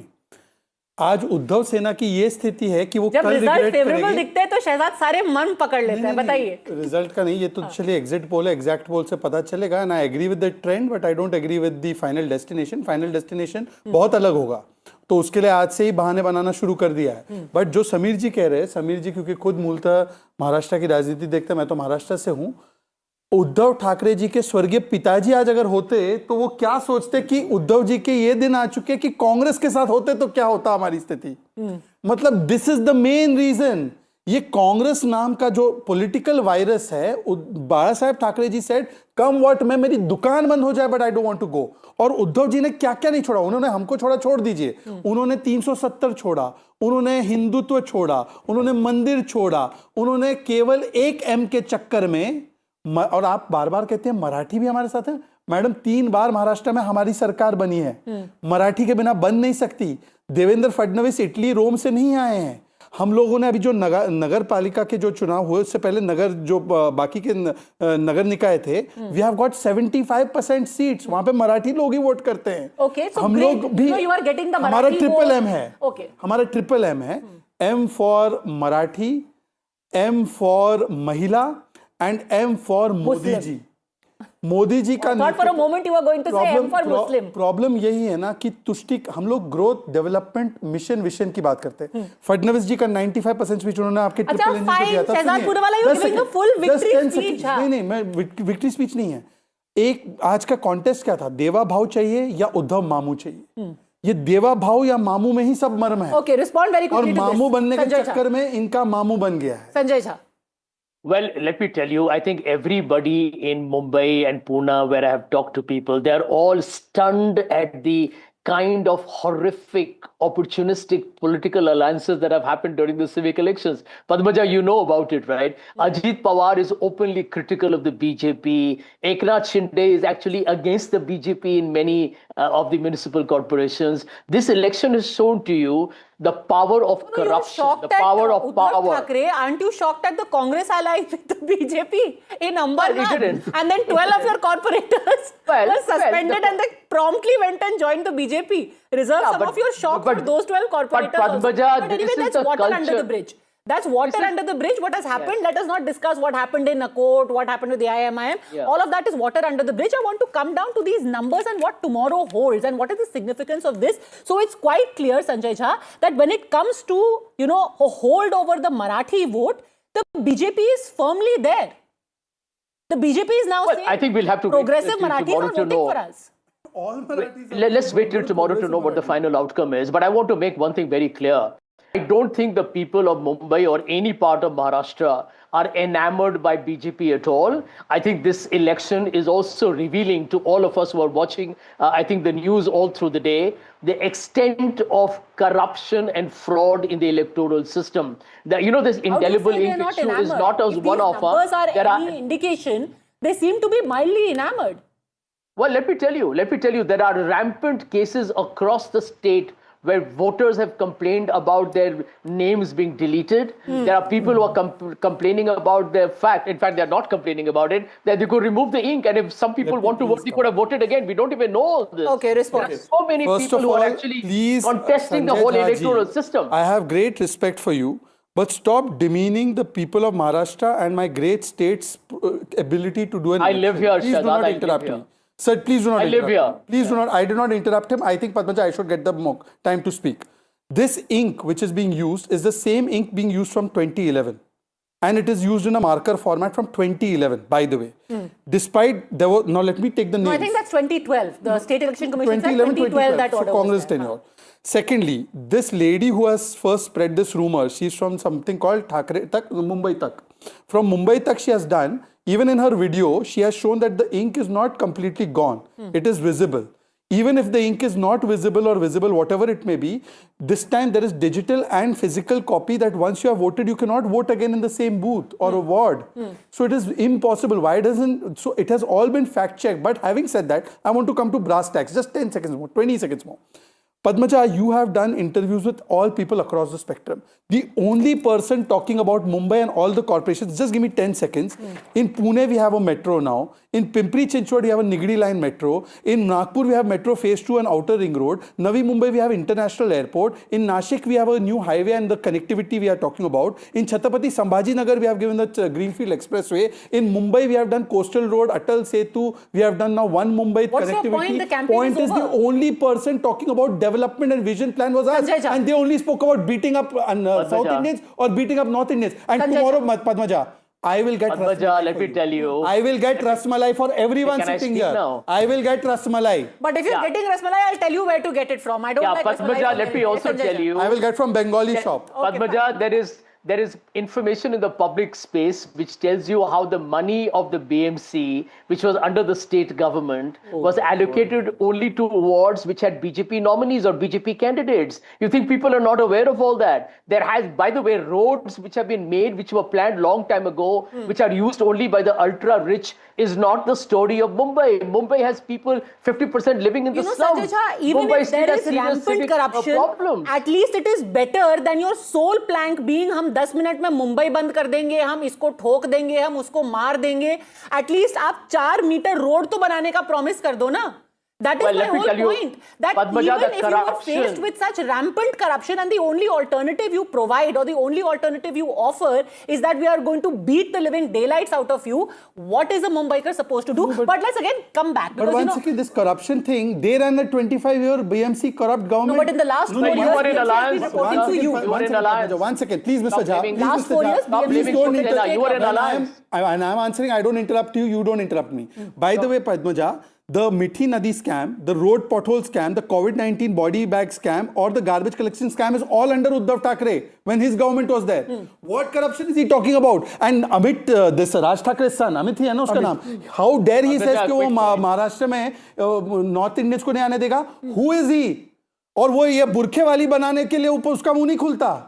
जब बुरखे वाली की बात हुई तो मुंह नहीं खुला. Because I really want to go back to the data. Padmaja, there was a very good article, I think, in the Indian Express, which told you how the Mithi River, which has been a source of so much of anguish for people who live in that area, still continues to have the most contaminated water. Thanks to and you. The government has done nothing about it. You have done nothing about it. You haven't even used the funds. You're an incompetent, corrupt Who was giving government. contracts to Dino Moria? We'll wait for the results tomorrow. Okay, let's wait for the results tomorrow. And if indeed, again I reiterate, if they have done so much corruption and yet these numbers seem to be favoring them, imagine just how bad the alternative would have been, sir. Well, 80 seats have been taken away by force. There was no election in 80 seats. They were taken away on account of money, power, Challenge and it in court. Challenge it in court. What's stopping you? How many petitions have you put in court? If 80 seats have been taken away by coercion or by corruption, how many petitions have you put in court? Why they have not given candidate in front of Somaiya's son? Having no confidence. Somaiya के बेटे के सामने candidate किसने नहीं दिया? पूछे इनसे. BJP winning without a Somaiya के contest? बेटे के सामने कैंडिडेट है क्या कांग्रेस का? कैंडिडेट है युवाटा का? किरीट सोमैया के बेटे के सामने. अरे भाई उनका कैंडिडेट नहीं है. Where is the candidate? It's a daylight fraud happening, Padmaja. Take it from me, it's a daylight fraud. We could argue interminably about how when you tied up with the Vanchit Bahujan Aghadi, you did not even have candidates, sir. For 20 to 25 seats, you did not even have candidates. If exactly. I'm not mistaken, जी आपके पास candidate नहीं है, आपने rally नहीं किया, आप दिख नहीं रहे थे. But anyway, that is going to be dissected at length tomorrow. Today, I want to just discuss some of these numbers over here, and I want to bring back Amitabh Tiwari on this. What I wanted to point out when I was saying that progressive Marathis have gone with the BJP is because there is still a substantial vote share. Look at the vote share of Shiv Sena UBT and especially in its core areas. the Marathi vote has stayed with them in the core areas, the old school Marathi, as it were. Is that a correct surmise? Their overall vote share has remained the same as 2017, Amitabh Tiwari. So if you see the Marathi vote split, if you go by the Axis India numbers, clearly it is around 50-30. So 30% is being polled by the Shiv Sena BJP alliance. Now this 30% support from Marathi community translates into 12% vote share. 30 into 40, around 40% is the population. So out of 42% vote share of the Mahayuti, 12% is coming from the Marathi community. Right? So this narrative that the BJP or Eknath Shinde alliance is anti-Marathi did not work with the people, perhaps, if these numbers hold true, because the CM itself hails from Maharashtra. That narrative would have worked if the BJP would have installed an, let's say, so-called outsider on the post of the CM chair. That was not the case. The CM and the two deputy CMs belong to Maharashtra. Secondly, when you formed an alliance with the Raj Thackeray, the strategy would have been that you will be able to consolidate 70% of the Mamu vote, which is the Muslim and Marathi vote. But here we are seeing that even amongst the Marathi vote, 30% has been polled by the BJP Sena alliance. So only 50% by the Thackeray brothers. So that's also not a significant consolidation because the counter consolidation happened and almost 70% of Gujaratis, North Indians, etc. seem to have voted or for the. तो फिर क्या बदल गया समीर जी? अगर आपके लोकसभा में मुंबई में MNS और शिवसेना का मिला करके, यूबीटी का मिला करके करीब 36% वोट था, पूरे महाराष्ट्र में उनका सिर्फ 10-11% था, मुंबई के अंदर फिर भी वो 36% पोल किया था, BMC आते आते इतना वोट छिटक क्यों गया? और ये कह सकते, ये तो नहीं कह सकते ना कि पूरे वोट ने डिजर्ट कर दिया, अभी भी थोड़ा मराठी वोट तो है ठाकरे के पास। नहीं रहेगा ना, कांग्रेस के पास भी तो कुछ परसेंट वोट बचा ना, इतनी बुरी कंडीशन के बाद भी कांग्रेस के पास है, तो उद्धव ठाकरे के पास भी वोट रहेगा। ऐसा नहीं कि उद्धव बाला साहब ठाकरे की लीगी से अभी भी चली आ रही है, कुछ वोटर आपके साथ रहेगा, लेकिन ये चुनाव सिर्फ मराठी वोट का नहीं था ना। उद्धव ठाकरे ने थोड़ा सा सिंपैथी फैक्टर था उद्धव ठाकरे के लिए, क्योंकि जो प्रदीप गुप्ता के नंबर्स है वो दिखा रहे हैं कि 61+ जो मराठी वोटर्स हैं वो शिवसेना यूबीटी को 61+ के वो लोग हैं जिन्होंने बाला साहब ठाकरे को देखा है, किसी ने बाला साहब ठाकरे के साथ काम किया है, किसी ने बाला साहब के स्पीच को बहुत सुना है, वो पुराने मराठी लोग हैं, 61+ के लोग हैं, वो 65-68 ग्रुप के लोग होंगे, तो उनका सेंटीमेंट रहा होगा। तो उनको तो आज गुस्सा आना चाहिए कि भाई आज उद्धव ठाकरे जो है अल्लाह के बंदे, उद्धव ठाकरे वीडियो बना रहे हैं, वो सेंटीमेंट पे जाएंगे, बाला साहब ठाकरे के कारण उन्होंने उद्धव को वोट दिया होगा। लेकिन यंग जनरेशन, जो यंग वोटर्स है, वो सारा बीजेपी के पास जा रहा है। उन्हें आपका ये नहीं चाहिए कि भाई हम उत्तर भारतीय को मारेंगे, हम दक्षिण भारतीय को मारेंगे। उनका ये कहना है कि आपने मुंबई के लिए क्या किया, 97 से आप हो, 25 साल से आप हो, आपने मुंबई के लिए क्या किया, क्या नया मेडिकल कॉलेज लेकर आए, क्या एजुकेशन लेके आए, मराठी मानुस को मुंबई ना छोड़ना पड़े इसके लिए आपने क्या किया। कितने महाराष्ट्र के लोग मुंबई से पलायन करके वसई, विरार और दहीसर के आगे रहने चले गए, उनको रहने को घर तक नहीं मिले, तो आपने किया कि आपको ये बताना पड़ेगा। और मुझे लग रहा है कि लोकसभा चुनाव हारना, विधानसभा चुनाव हारना ठग था। उद्धव ठाकरे तब भी लोकसभा चुनाव और विधानसभा चुनाव हारे जब महाराष्ट्र में कांग्रेस की सरकार थी, लेकिन BMC उद्धव ठाकरे के पास रहा था। उद्धव ठाकरे अगर BMC चुनाव हार गए तो ये उद्धव ठाकरे का राजनीतिक करियर का अंत है। उद्धव ठाकरे की पार्टी में बहुत बड़ी टूट होगी इसके बाद, क्योंकि अगर BMC आपके ऐसे चला गया तो आपके सारे शिव सैनिक जो है, शाखा प्रमुख है, वो सब BMC में कॉन्ट्रैक्ट ठेका चलते थे, पैसा कमाते थे, पार्टी को भी देते थे और खुद भी सर्वाइव करते थे। आज BMC आपके यहाँ से चली जाएगी तो जो उद्धव ठाकरे के 50-55 कॉर्पोरेटर जीत के आएंगे, आप देख लेना पद्मजा, 5 साल के भीतर 50% उसमें से पार्टी छोड़ के चले जाएंगे। अब MLA छोड़ के जाएंगे और कई सांसद छोड़ के जाएंगे। उद्धव ठाकरे के लिए अपनी पार्टी बचाना बहुत मुश्किल होगा, क्योंकि BMC उनकी मतलब एक मनी मेकिंग थी जहां से पैसा मिलता था। अब BMC चला गया 25 साल के बाद, तो उद्धव ठाकरे के पास कुछ नहीं बचने वाला है। एक ही चीज इसको देख करके याद आती है, एक ही कहावत, लिटरली ना राम मिली ना माया उद्धव ठाकरे को, if all of these numbers hold. I'm completely out of time and I really need to go to the other debate, because the other big story that we are talking about, of course, the Mumbai numbers tomorrow we are going to dissect at length, beginning in the morning at 10 a.m. But focusing on West Bengal now, is it a rule of law or law of the ruler in the state. The question is being asked all over again after the West Bengal government clashed with the ED over raids on the Office of Election Management Agency, IPAC. And today in this fight, the Mamata government was delivered a big setback from the Supreme Court. What happened? The Apex Court has issued notice on the plea which was filed by the Enforcement Directorate against West Bengal Chief Minister Mamata Banerjee and other state police officers. The allegation is that they obstructed the agency's search at the IPAC office last week.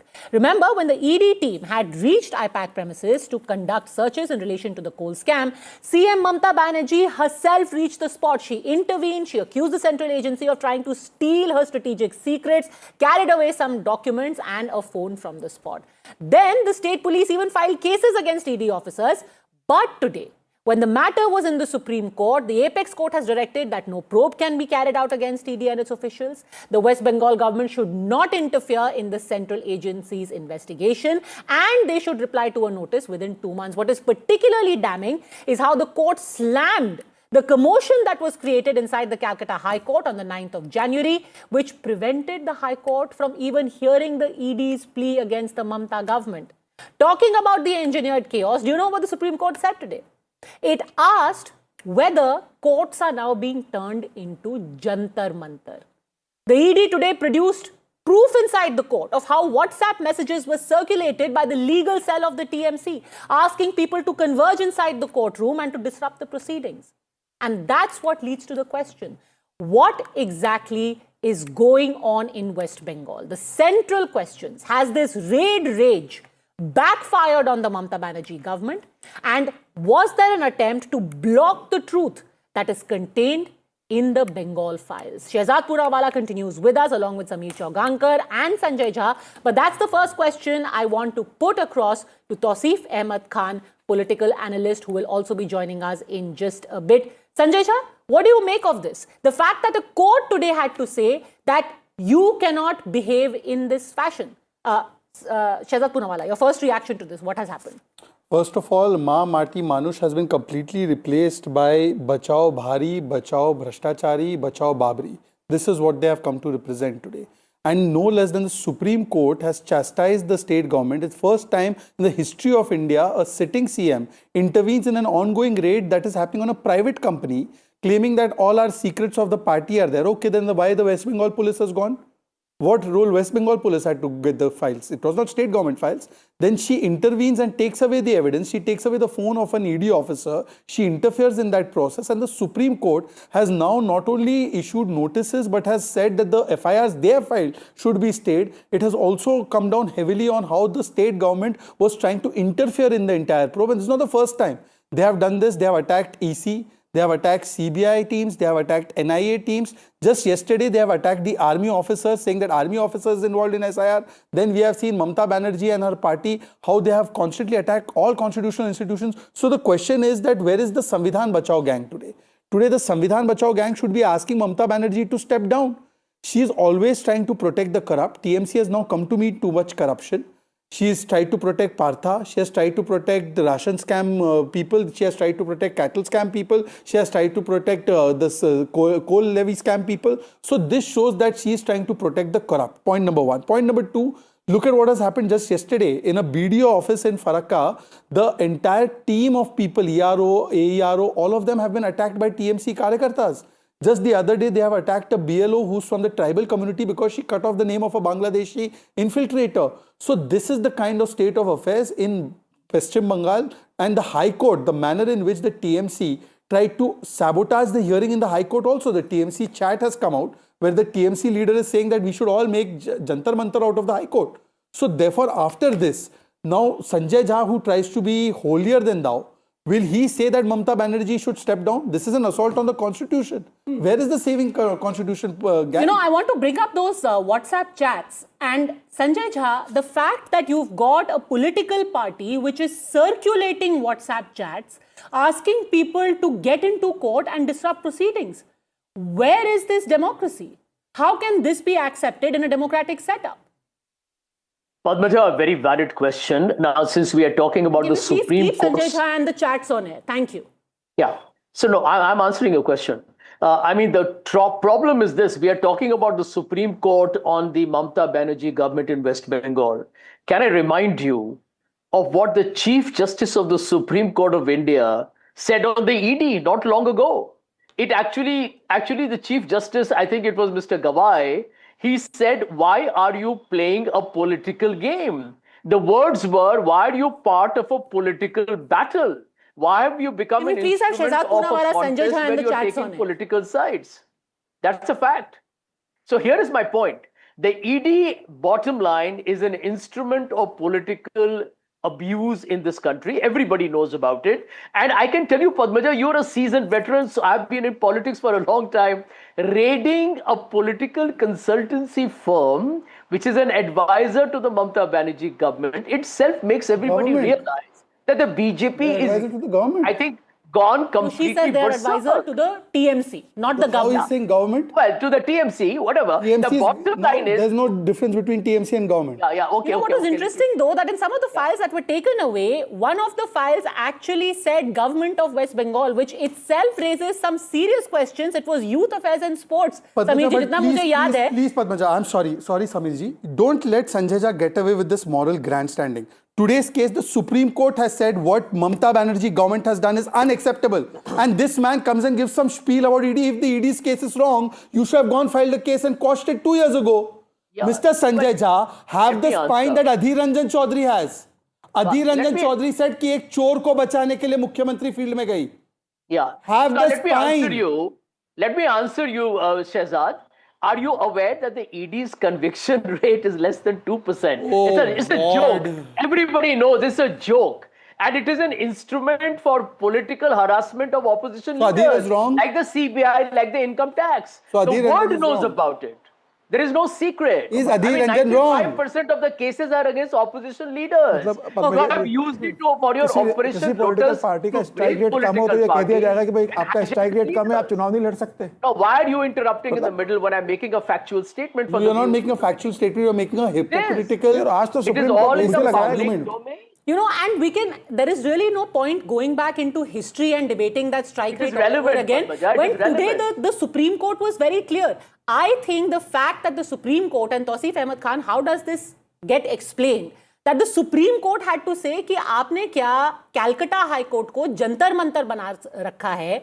You are mobilizing your cadre to even disrupt court proceedings. You barge in and you stop an ED raid. You get people to disrupt the Calcutta High Court hearing. How does that work? No, the hearing was for more than 2 hours long, and the Supreme Court judges, the bench, also observed that the central agency has no right to interfere in election and to target political party just for the purposes of election. This is also an observation of the Supreme Court. The Supreme Court also took note that the ED is required under the law to provide notice to the local police, which they did not do. Sir, I'm asking you today about what the Supreme Court has said about disruption in court. How do you get a political party to disrupt court proceedings that the judge had to leave in a huff? No, every political party has legal cell, and there's no denial. It was admitted by the council appearing for the state of West Bengal that yes, the legal cell of the Trinamool party and as well as other party, they were all present, and yes, the judge made the observation that there was ruckus in the court. Yes, that is true. But after that, the following day, on 13th of Jan, Padmaja, the following day on 13th of Jan, the hearing was conducted peacefully. It was the council appearing for ED who sought for an adjournment just because the similar petition was pending before the Supreme Court. Bihar में लालू के राज को high court ने एक बार जंगल राज कहा था. तो मुझे लग रहा है कि आज सुप्रीम कोर्ट को भी ये कहना चाहिए था कि बंगाल के अंदर जंगल राज चल रहा है. जिस अराजकता की सरकार चल रही है, जिस तरीके से ममता बनर्जी ने वहां पर किया, और मैं तो उम्मीद कर रहा था कि इतनी बड़ी घटना के बाद आज सुप्रीम कोर्ट कहेगा कि भाई वहां के डीआईजी को सस्पेंड किया जाए, पुलिस कमिश्नर को सस्पेंड किया जाए, ये पूरा मामला सीबीआई को हैंडओवर किया जाए और ममता बनर्जी मुख्यमंत्री के खिलाफ एफआईआर दर्ज की जाए. तो आज मुझे लगता है कि सुप्रीम कोर्ट ने समय दिया राज्य सरकार को, जबकि इतना गंभीर मामला होने के बाद ईडी बोल रही थी कि भाई एफआईआर दर्ज किया जाए. मतलब एक ऐतिहासिक घटना जो भारत के इतिहास में कभी नहीं हुई, ममता बनर्जी ने की. और मुझे लगता है केंद्र सरकार को भी देखना चाहिए और ममता बनर्जी की सरकार को तत्काल प्रभाव से बर्खास्त करना चाहिए. Tausif Khan. In spite of whatever the gentleman just said, the Supreme Court has not passed any such direction. Yes, there was a demand that the investigation Sir, but you know should be what are the conducted Supreme by the Court's CBI. observations today? The Supreme Court today observed that if these central questions are going to remain unanswered, there is going to be a situation of lawlessness across the country, because state agencies interfering with the central probe is a serious issue. In the name of protecting your secrets, you cannot have the state police stopping a central agency. You cannot treat your state police like a private militia, Mr. Khan. No, the Supreme, I am absolutely in agreement with you. There is no denial. Supreme Court did observe that state agencies interfering in investigation is a serious issue. But the Supreme Court also observed that the central agencies have no right to interfere in political parties and collect the confidential data. That observation is also there. Kindly say that as well. Everyone has been no verdict is passed yet. And an opportunity to file a reply and affidavit in opposition is given to the state, which will be filed. Mamata Banerjee has clearly said to the media that she also holds a pen drive. Okay, don't cherry pick the court's observations. Tausif Khan is saying that even the central agency was wrapped. I can cherry pick or not cherry pick if he allows me to speak. I am quoting from what has been dictated. Having heard the learned counsels, we are of the prima facie view that the present plea has raised serious issue relating to investigation by EDs and interference in it by state agencies. For adherence to rules, please do not interrupt. Sir, I did not interrupt you. Oh, you are reading from the order. I am reading out the dictated order. Padmaja, please, I seek your protection. It becomes confusing for the audience. Padmaja, let's do it one by one. Let him read the operative part. I am coming back to you for a reaction. Why can't we do it one by one in a congenial way? For adherence to rules, shield of law enforcement agency of a state, law and to allow each organ to function independently, state cannot be allowed to do this. There are larger questions which emerge, and if not answered, it should lead to lawlessness. If central agencies are working bona fide to probe a serious offense, a question arises, can they be obstructed by party activities? Are you not seeing this as a dictated order? What glimmer of hope are you seeing in this? Point one. Point number two, Padmaja. Let me please complete, Tausif. Point number two, Padmaja. Today my simple question is that if these were party files, what was the police doing trying to recover it? I can understand Chief Minister as the head of the party going there. Chalo, wo bhi maan liya. She should not. But what was the police doing taking the files there? Yes. What role police had? The Supreme Court also took cognizance of the submission that it was Mamata Banerjee in her capacity as the chairman of Trinamool Congress party who went there to get hold of the confidential data and documents of the party. Okay. And she being a Z-class protective police had to be present as a matter police was there in her security detail. Okay. That's why the commissioner... So Padmaja, tomorrow there is a private company that Samir is associated with.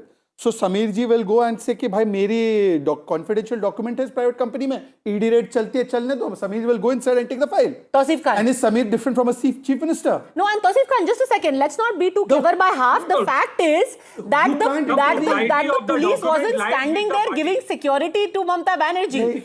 They were picking up documents. नहीं और ये बताइए ममता बनर्जी पूरे प्रदेश में घूमते क्या DGP हर बार साथ में जाता है एवरी टाइम डीजीपी और बंगाल के कमिश्नर कलकत्ता के कमिश्नर वो हमेशा ममता बनर्जी के साथ जाते हैं ममता बनर्जी ने 10 रैलियां करेंगे हमेशा डीजीपी जाएंगे ममता बनर्जी कलकत्ता के अंदर 10 जगह प्रोग्राम करने जाती है कि हर जगह वहां जाते हैं कोई रूल नहीं डीजीपी कभी नहीं जाते साथ में डीजीपी कभी साथ में नहीं जाते अरे पहली बात तो ये है कि ऑनगोइंग रेड में कभी नहीं जाते पहली बात तो ये ऑनगोइंग रेड में कोई कैसे जा सकता है Tauseef Khan point is that first of all Supreme Court also questioned that ED, the last statement recorded by ED was 2 years ago.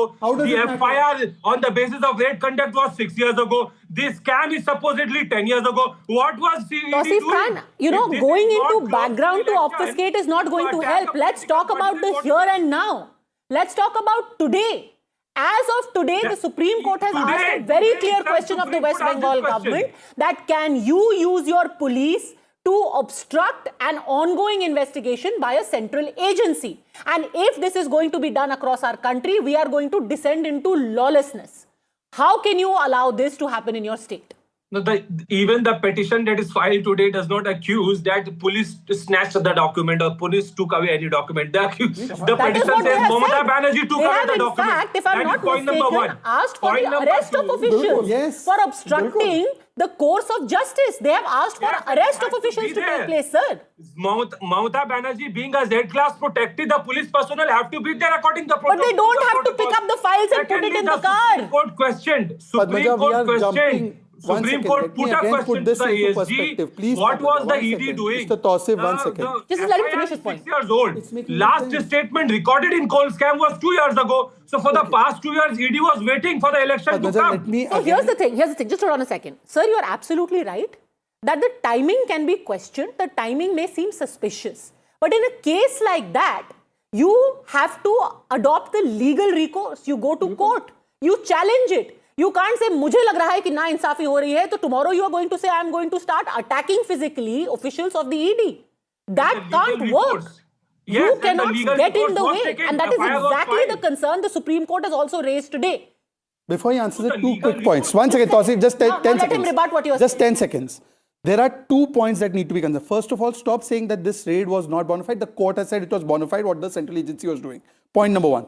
Leave that aside. You may still feel it's malified. The only way you can quell that malafide is by approaching a court of law. You may be the CM, you may be the PM, you may be Z+, you may be SPG+, you may be normal security. You cannot go in an investigating agency's calm and interfere at point 1. Point 2, High Court was hearing a matter. You sent your TMC goons to disrupt the High Court.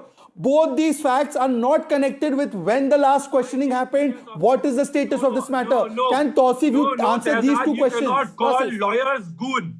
Please, if you call TMC cell goon, then BJP cell also becomes goon. BJP legal cell also becomes. So please, do not call lawyers goon because... So you are admitting they were the ones who stalled the proceedings. If you call lawyers goon, there will be number of FIRs against you and you will be running to court defending yourself. So kindly refrain from using that language. These are your people.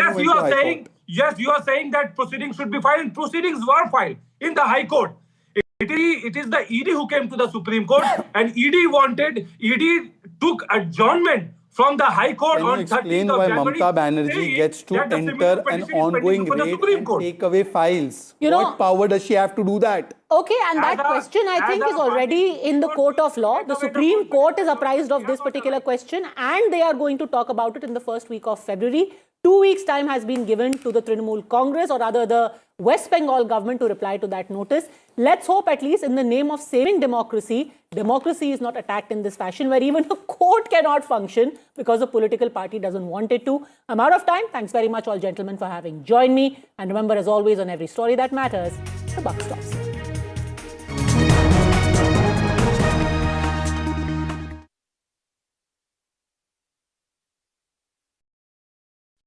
A very special moment for us as we announce NDTV Masterstroke, the NDTV Art Awards. NDTV presents the Masterstroke Art Awards, an odyssey of creative brilliance where the masterpiece meets its ultimate recognition. NDTV bringing this subject forward would have a great integrity of putting it forward where people could understand the importance of art. This award that is being started, I'm sure is going to be amazing. Art for India and for Indians is an expression of our Atmanirbharta. It's actually quite a formidable jury, so I think we'll reveal a lot more as we go along. This is an amazing platform, I think, today what you're doing. Honoring the masters who define our creative landscape. Coming soon on the NDTV network. Pulling us into this country. They argue, I conclude. They deflect, I drill down.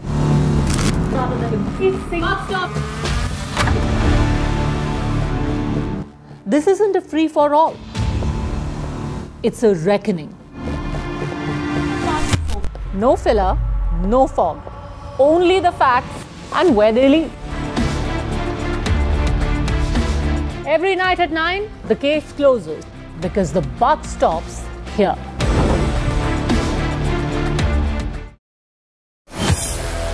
Mumbai are bringing our first India tour in your city. Rag on with Shankar Ehsan Loy and Siddharth Mahadevan and Shivam Mahadevan. 5 times melody, 5 times masti with NDTV Good Times. Go grab your tickets on Live Your City by Fever. इनको यहाँ से जाना ही होगा। जय मां Durga! There is no bigger battle in 2026.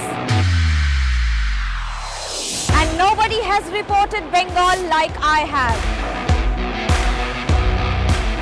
Buckle up for an unforgettable election thriller. Will the BJP breach Mamta's fortress?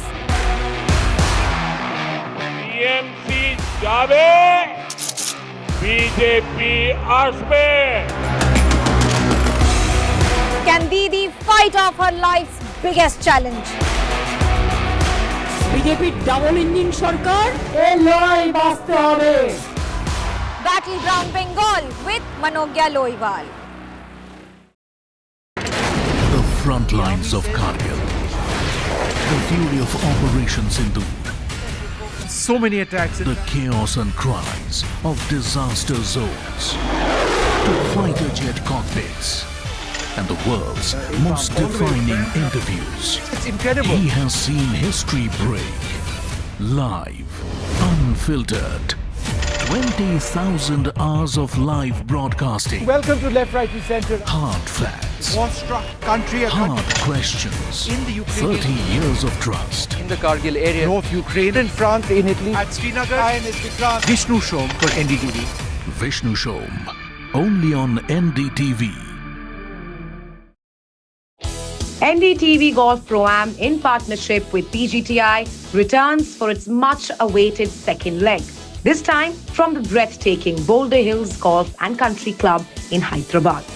India's finest professional golfers meet Hyderabad's top corporate leaders for a day of precision, camaraderie and spirited competition on pristine fairways. Watch at these times.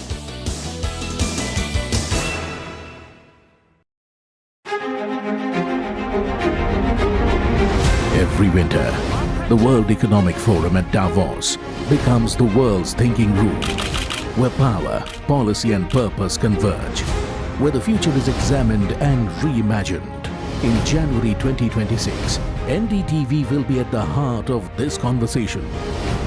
NDTV Ignite at Davos, this January on the NDTV network.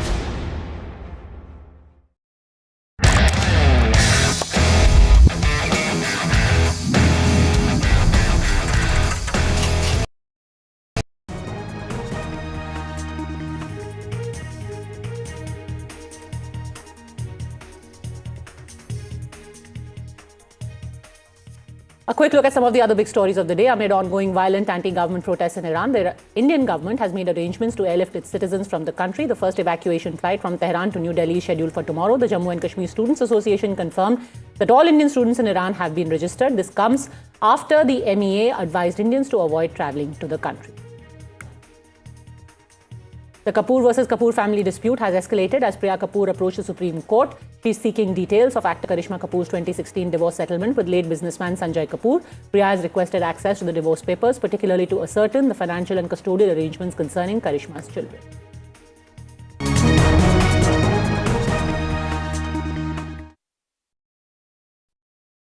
21 days in Kashmir. People have bombarded me, friends, with requests for an unfiltered list of things I saw and observed on the ground. Very special ground report from the line of control. There were some children who've lost limbs in the shelling.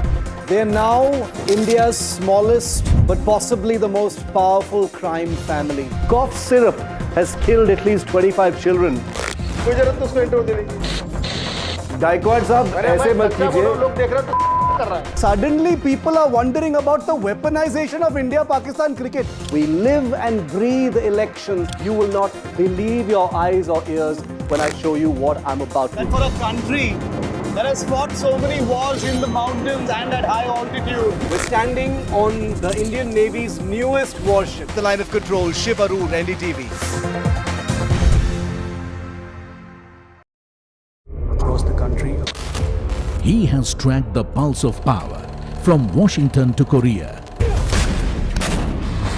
Witnessed history being made in global capitals and conflict zones. Brought clarity to complex issues of national security and international affairs. Aditya Raj Kaul, covering international affairs like no one else, only on NDTV network. Straight from the heart of the newsroom to the core of the stories shaping your world. Join me, Gargi Raut, as I track all the developments as they break.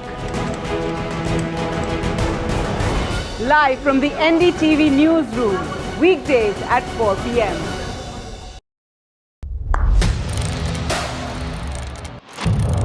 What seems settled for me is unfinished business. So I rewind. I pause. I reflect. I dig until what's buried stands up to be counted. Breaking ground, not just headlines, the meaning behind them. This is Breaking Ground with me, Vedika Sood. I don't sugarcoat. I shoot straight and tell you stories the way they need to be told. Unfiltered, unafraid, unmissable. That's how I roll. Watch me, Priyanka Deo, on NDTV World. Namaste.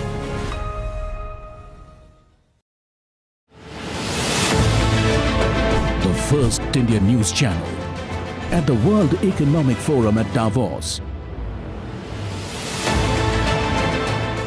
21 years at the heart of the world's most influential dialogue.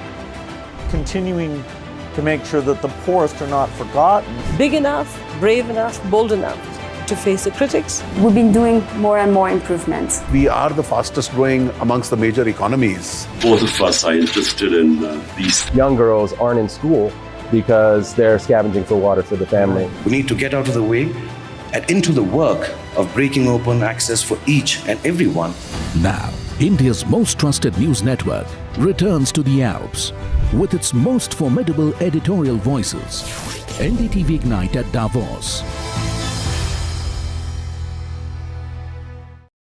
A very special moment for us as we announce NDTV Masterstroke, the NDTV Art Awards. NDTV presents the Masterstroke Art Awards, an odyssey of creative brilliance where the masterpiece meets its ultimate recognition. NDTV bringing this subject forward would have a great integrity of putting it forward where people could understand the importance of art. This award that is being started, I'm sure is going to be amazing. Art for India and for Indians is an expression of our Atmanirbharta. It's actually quite a formidable jury, so I think we'll reveal a lot more as we go along. This is an amazing platform, I think, today what you're doing. Honoring the masters who define our creative landscape. Coming soon on the NDTV network. Pulling us into this country. They argue, I conclude. They deflect, I drill down.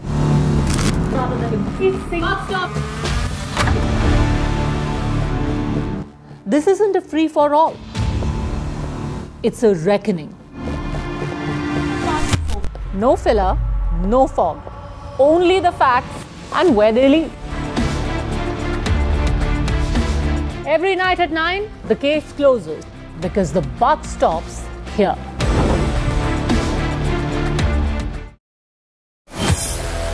Mumbai are bringing our first India tour in your city. Rag on with Shankar Ehsan Loy and Siddharth Mahadevan and Shivam Mahadevan. 5 times melody, 5 times masti with NDTV Good Times. Go grab your tickets on Live Your City by Fever. इनको यहाँ से जाना ही होगा। जय मां Durga! There is no bigger battle in 2026. And nobody has reported Bengal like I have. Buckle up for an unforgettable election thriller. Will the BJP breach Mamta's fortress? BMC जावे, BJP आसमे. Can Didi fight off her life's biggest challenge? BJP double engine সরকার এই লড়াই বাঁচতে হবে. Battleground Bengal with Manogya Loiwal. The front lines of Kargil. The fury of Operation Sindhu. So many attacks. The chaos and cries of disaster zones. To fighter jet cockpits. And the world's most defining interviews. It's incredible. He has seen history break. Live. Unfiltered. 20,000.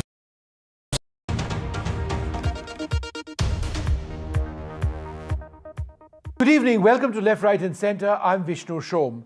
As I watch the Greenland saga unfold, I must confess I share the indignation of many.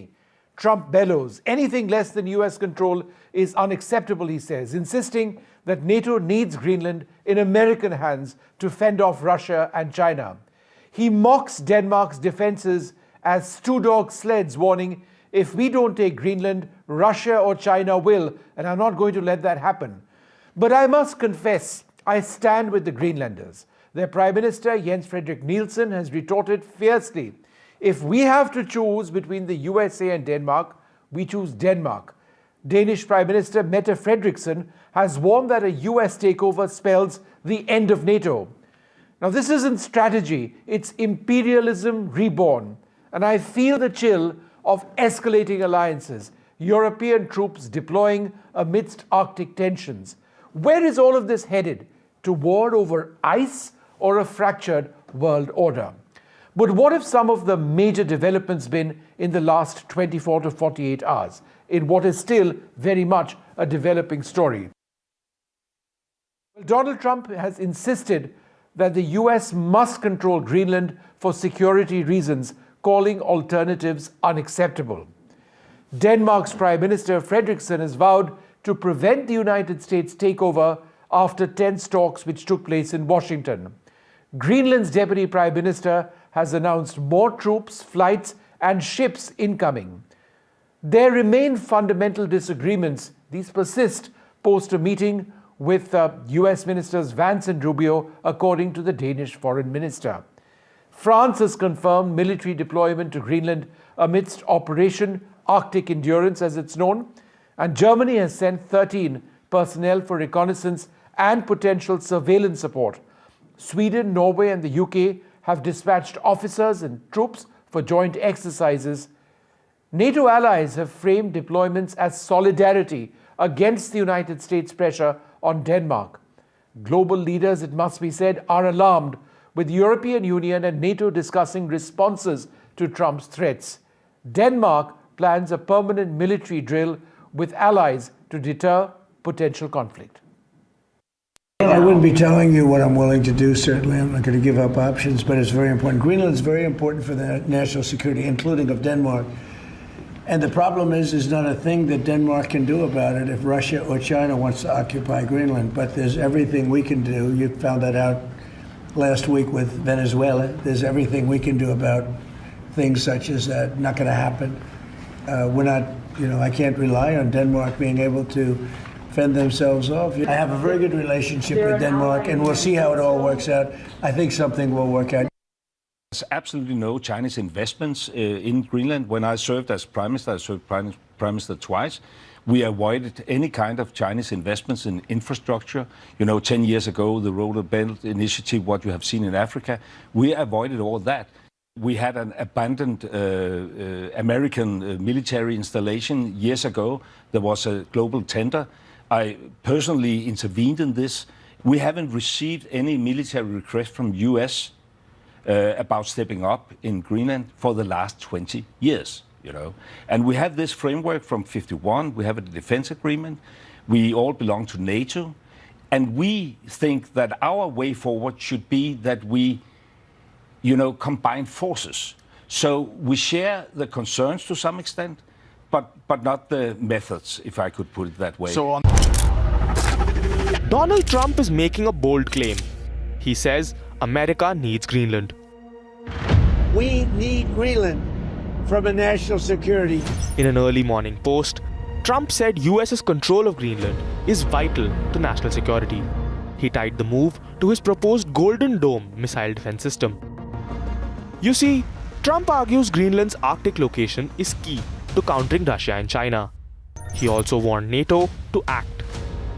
Greenland's leaders strongly disagree. The territory's prime minister says Greenland will not become American. Men en ting skal alle forstå. Grønland vil ikke ejes af USA. Grønland vil ikke styres af USA. Grønland vil ikke være en del af USA. Vi vælger det Grønland, vi kender i dag, og som en del af kongeriget Danmark. Denmark has also rejected the idea, calling Greenland a self-governing territory, not for sale.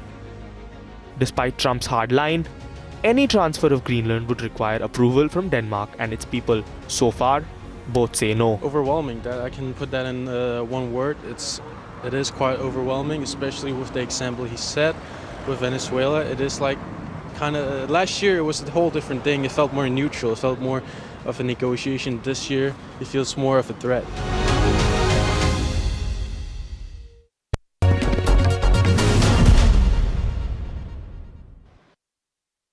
Well, joining us now, a very special guest, Naya Nathanielsen serves as Greenland's Minister for Business, Mineral Resources, Energy Justice and Gender Equality. Ma'am, thank you very much for being with us. What we've been doing over the last couple of days in reflecting on that situation in Greenland is to go through fairly basic questions. And so let me ask you these questions so that our viewers in India and around the world get an idea of what you're thinking. So the first question is this. How firmly does Greenland reject US ownership or control, in your opinion? Very firmly. We have stated it quite clearly for actually years that we insist on being the ones to determine our own future. And we want to be part of the Kingdom of Denmark. And we do not wish to be Americans. So I think we are quite clear on that. Of course, we have been debating the future of Greenland for many years, and we are moving forward in a process that is very open and democratic with Denmark as well. So I think there should be respect about our decisions moving forward and our position in all of this. Ms. Nathanielsen, how is Greenland responding to increased European and NATO, their military presence? It's not something you had expected, but you do have some of your partners from Europe coming across. How are Greenlanders responding to this? We are positive about this. We have been saying actually for years that we support an increase in the monitoring of the Arctic region. For us, there can be dual use purposes of this. This could benefit both a military aspect, but also a more public aspect where monitoring of our coastline can serve more than one purpose. So for us, these exercises, this presence is understandable for us, and we applaud it. And if there was a need for a more permanent position in Greenland or installations, we also welcome this. What are the next steps, in your opinion, after the recent meetings in Washington, which were essentially inconclusive? Well, I am, first of all, very happy that the dialogue took place. I appreciate that the American Vice President and Marco Rubio also took his time to meet with our representatives. We deeply appreciate this because we think that what has been lacking from all of this is the direct dialogue. So we appreciate the direct dialogue and the ability to move forward with discussions directly face to face. So we appreciate this. But as you mentioned, also, I think right now there is no clarity about the future, and we still have a lot of difficult discussions ahead of us.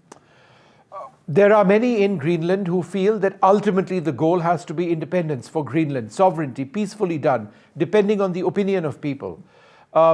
If that is a large-term goal or a long-term goal, then how does America's involvement, a potential involvement, impact that goal, if it does indeed exist? I'm oftentimes asked that question. And the thing is, for Greenlanders, the constant move towards more and more self-determination and more maneuver room within the Kingdom of Denmark is always on the table and something we discuss ongoingly with Denmark. So for us, this discussion is not really a novel or new discussion. It's something that has been going on for many years. And we are not in a position right now where we're even thinking about declaring independence. We are in a position or in a process towards heightening the welfare for Greenlanders and getting more and more maneuver room within the existing frameworks. So that has been our goal for many years. And we're not really discussing a date for sovereignty.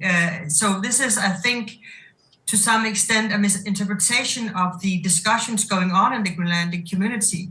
And the Greenlanders have said it quite clearly to us. They say, well, we are not ready for independence, but of course we want to move forward with changing this or that, that constellation within the kingdom. So I think what's going on is a sober and direct democratic discussion, both in Greenland, but also with the Kingdom of Denmark and with the Danish government. And it's a marathon, not a sprint. So there really isn't any date yet or any, I cannot foresee in which future this would happen, if at all.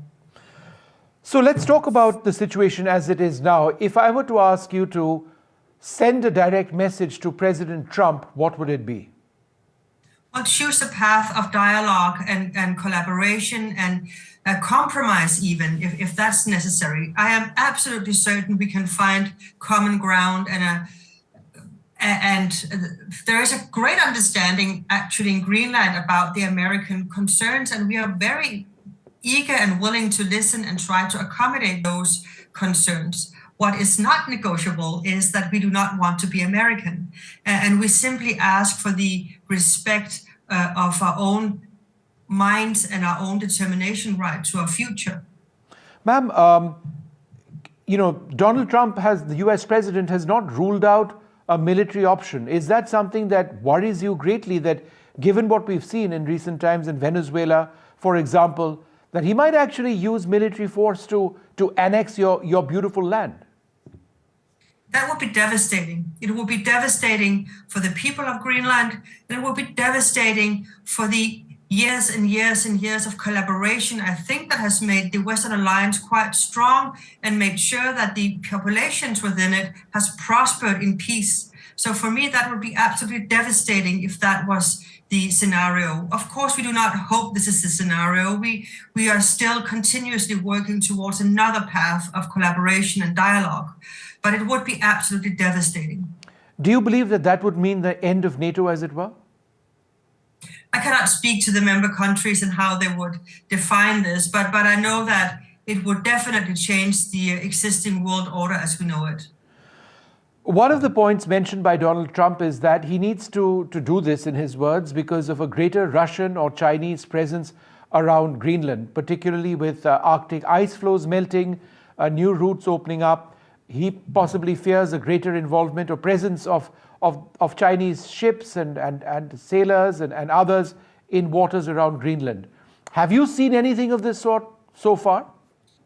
No, we do have no intelligence on Chinese activities in the waters. Of course, Russia is an Arctic state as well. We share the American concerns about keeping the area under control from both NATO and the US. So for us, we can solve this without the use of force. We can solve this through collaboration and deals between us and making sure that this scenario would not play out. And I also listened to the message from China that came out that said, well, we have no interest in moving forward in such a manner. So I think we can reach the wanted ambitions and goals without the use of force, but through investments, through putting more monitoring in place and making sure that we obtain the goals we're all agreeing upon. And correct me if I'm wrong, but America has had several military bases in Greenland for decades. And if there was a discussion to have more military bases, because Greenland is geographically important for their missile dome, their missile shield, then that's not something that Greenlanders would object to. We would welcome it. We have no objections, no. And therefore, what do you think this is really about? Is it about defense? Is it about Russians? Is it about the Chinese? Or is it about minerals? Well, as many things in politics, I think it's not a binary question. I think there can be many truths at the same time, and I think there can be many answers to your question. I think there is an interest. Minister, you're being very diplomatic. You're being very diplomatic. Yes, but I also do think it's true. I think there can be a military interest. I think there can be an interest regarding our natural resources, but I also think that could be a more ideological one, maybe driven by expansionism. And I don't think necessarily that everybody holds all three positions at the same time. There can be many groupings that have different opinions. One or two more questions. There would be a lot of confusion among Greenlanders, people in Nuuk and elsewhere, asking, we are Greenlanders, we have an association with Denmark, what's going to happen to me? How can you answer those questions? We are all baffled. We are all asking ourselves why. We are an ally to the US. Denmark is an ally to the US. We have been so for decades. We have welcomed American investments and has accepted the necessity for more monitoring of the Arctic. So I think we have been collaborating and being understanding all the way. So it's very difficult right now for Greenlanders to figure out what is at play here, because we feel to some extent that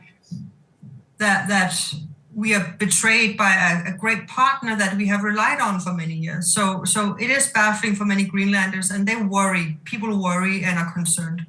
Are you encouraged by the support that you're getting from your European partners?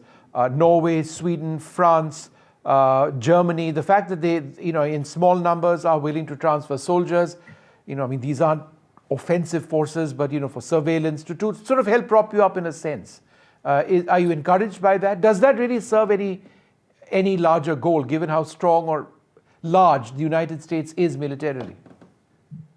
I think it's very heartwarming to see so much solidarity coming Greenland's way. We appreciate it. We welcome it. And I also commend you for your kind words in the beginning, in the intro. We are very heartwarmed by this. And even though it's words, it still means a lot in a difficult situation. And we do think that the interest from NATO now to increase their activities are also welcomed. I think it has been maybe lacking for some time, and I think it's about time that we start to step up and show more force in our region. And we applaud it, and we are welcoming it. Ms. Nayanata Nielsen, thank you very much, ma'am, for speaking to us, and hopefully the rights of your people and your rights to be exactly the way you want to be are respected in the long run. Thank you very much indeed for joining us on Left, Right and Center. Thank you.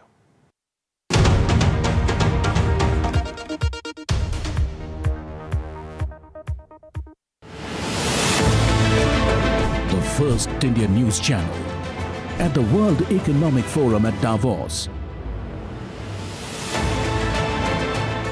21 years at the heart of the world's most influential dialogue. Continuing to make sure that the poorest are not forgotten. Big enough, brave enough, bold enough to face the critics. We've been doing more and more improvements. We are the fastest growing amongst the major economies. Both of us are interested in these. Young girls aren't in school because they're scavenging for water for the family. We need to get out of the way and into the work of breaking open access for each and everyone. Now, India's most trusted news network returns to the Alps with its most formidable editorial voices. NDTV Ignite at Davos.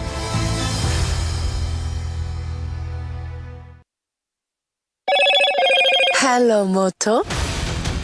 Motorola, India's leading AI smartphone brand. Motorola Edge 70, India's only ultra-thin phone with 3x50 MP cameras. Grab Motorola Edge 70 today.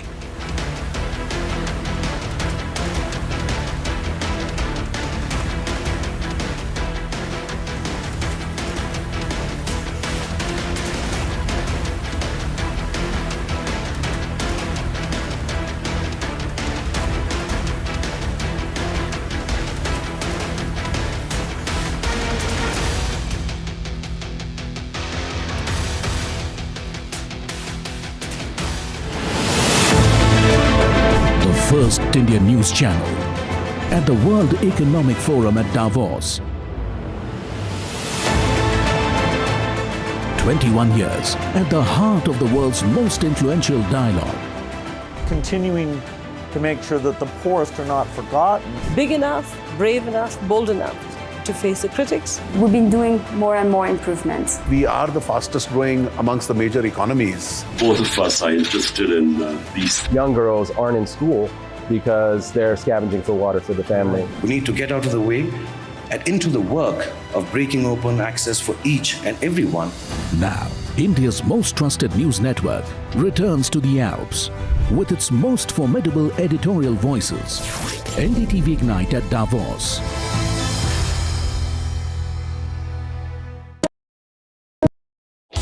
NDTV Golf Pro-Am in partnership with PGTI returns for its much-awaited second leg. This time from the breathtaking Boulder Hills Golf and Country Club in Hyderabad.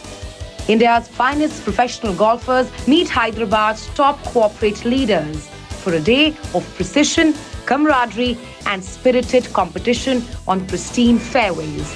Watch at these times.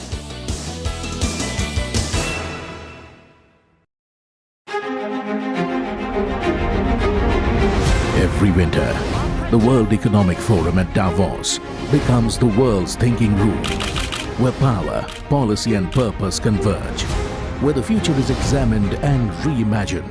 In January 2026, NDTV will be at the heart of this conversation. NDTV Ignite at Davos, this January on the NDTV network.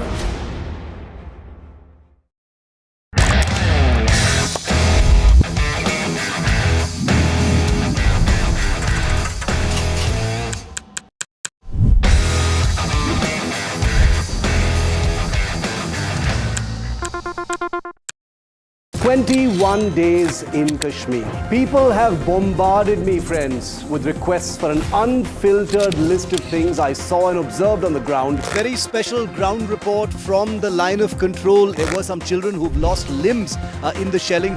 They're now India's smallest but possibly the most powerful crime family. Cough syrup has killed at least 25 children.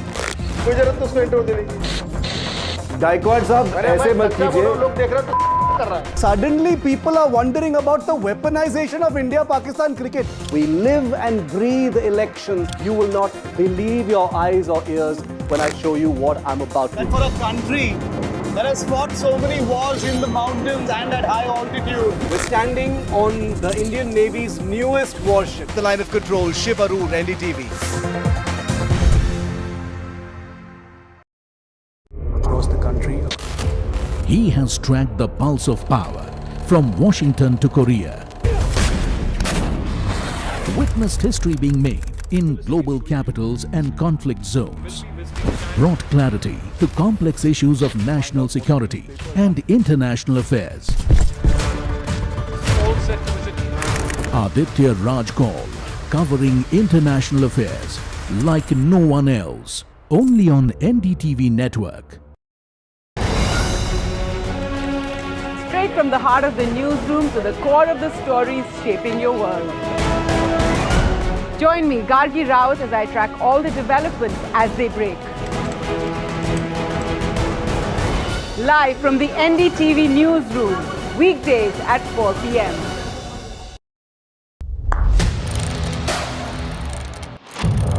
What seems settled for me is unfinished business. So I rewind.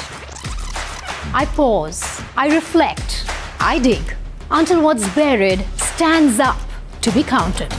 Breaking ground, not just headlines, the meaning behind them. This is Breaking Ground with me, Vedika Sood. I don't sugarcoat. I shoot straight and tell you stories the way they need to be told. Unfiltered, unafraid, unmissable. That's how I roll. Watch me, Priyanka Deo, on NDTV World. Namaste.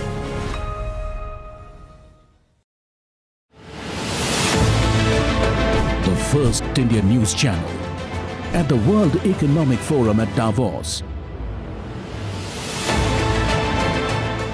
21 years at the heart of the world's most influential dialogue. Continuing to make sure that the poorest are not forgotten. Big enough, brave enough, bold enough to face the critics. We've been doing more and more improvements. We are the fastest growing amongst the major economies. Both of us are interested in these. Young girls aren't in school because they're scavenging for water for the family. We need to get out of the way and into the work of breaking open access for each and everyone. Now, India's most trusted news network returns to the Alps with its most formidable editorial voices. NDTV Ignite at Davos. A very special moment for us as we announce NDTV Masterstroke, the NDTV Art Awards. NDTV presents the Masterstroke Art Awards, an odyssey of creative brilliance where the masterpiece meets its ultimate recognition. NDTV bringing this subject forward would have a great integrity of putting it forward where people could understand the importance of art. This award that is being started, I'm sure is going to be amazing. Art for India and for Indians is an expression of our Atmanirbharta. It's actually quite a formidable jury, so I think we'll reveal a lot more as we go along. This is an amazing platform, I think, today what you're doing. Honoring the masters who define our creative landscape. Coming soon on the NDTV network. Pulling us into this country. They argue, I conclude. They deflect, I drill down.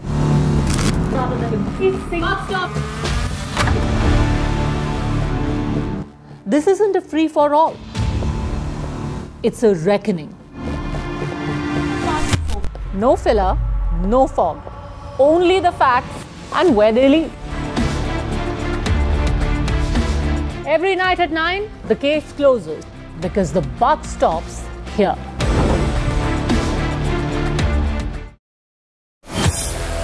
Mumbai are bringing our first India tour in your city. Rag on with Shankar Ehsan Loy and Siddharth Mahadevan and Shivam Mahadevan. 5 times melody, 5 times masti with NDTV Good Times. Go grab your tickets on Live Your City by Fever. इनको यहाँ से जाना ही होगा। जय मां दुर्गा! आज क्यों रोए? There is no bigger battle in 2026. And nobody has reported Bengal like I have. Buckle up for an unforgettable election thriller. Will the BJP breach Mamta's fortress? BMC जावे, BJP आसपे. Can Didi fight off her life's biggest challenge? BJP double engine সরকার এই লড়াই বাঁচতে হবে। Battleground Bengal with Manogya Loiwal. The front lines of Kargil. The fury of Operation Sindhu. So many attacks. The chaos and cries of disaster zones.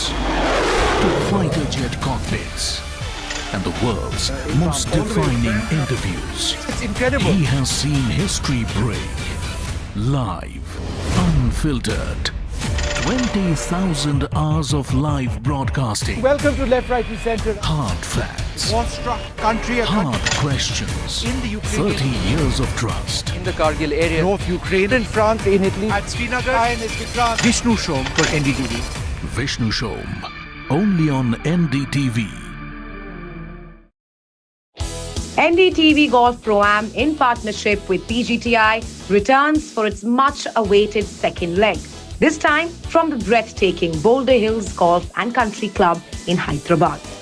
India's finest professional golfers meet Hyderabad's top corporate leaders for a day of precision, camaraderie and spirited competition on pristine fairways. Watch at these times.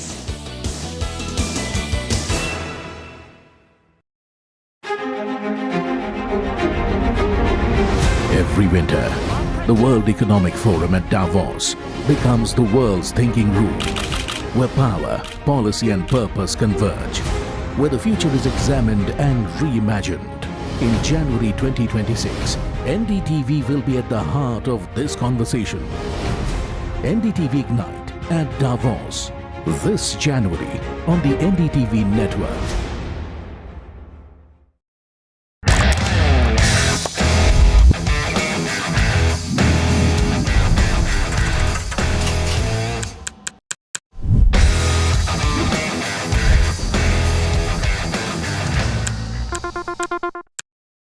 "21 days in Kashmir. People have bombarded me, friends, with requests for an unfiltered list of things I saw and observed on the ground. Very special ground report from the line.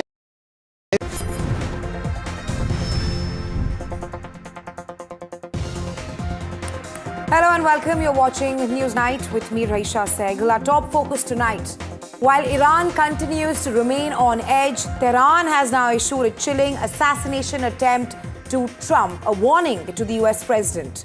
With Trump, on the other hand, saying that he is closely following all that's happening in Iran as demonstrations continue to erupt in the country. We will be tracking that and lots more, but first, headlines. In a super politically charged BMC election fight, a stunning exit poll verdict has come in for the BJP. The exit polls have predicted big sweep for Fadnavis and Shinde.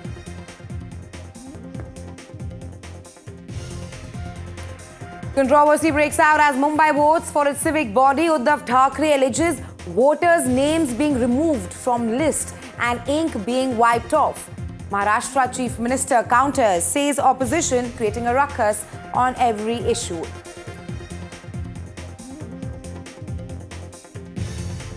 In a jolt to the West Bengal Chief Minister, Mamata Banerjee, the Supreme Court says the Chief Minister's interference during an ED raid is a serious matter. Issues a notice to her and state government. Well, the Sanjay Kapoor will case has escalated with Samira and Kian Kapoor, the children of Karishma Kapoor, seeking criminal action against their father's second wife.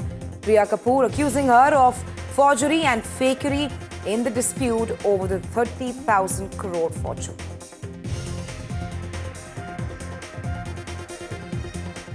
Big blow to Vijay Jananayagan. Supreme Court junks plea against censor board asks Jananayagan makers to go back to Madras High Court. Top court says High Court to decide on appeal on the 20th of January.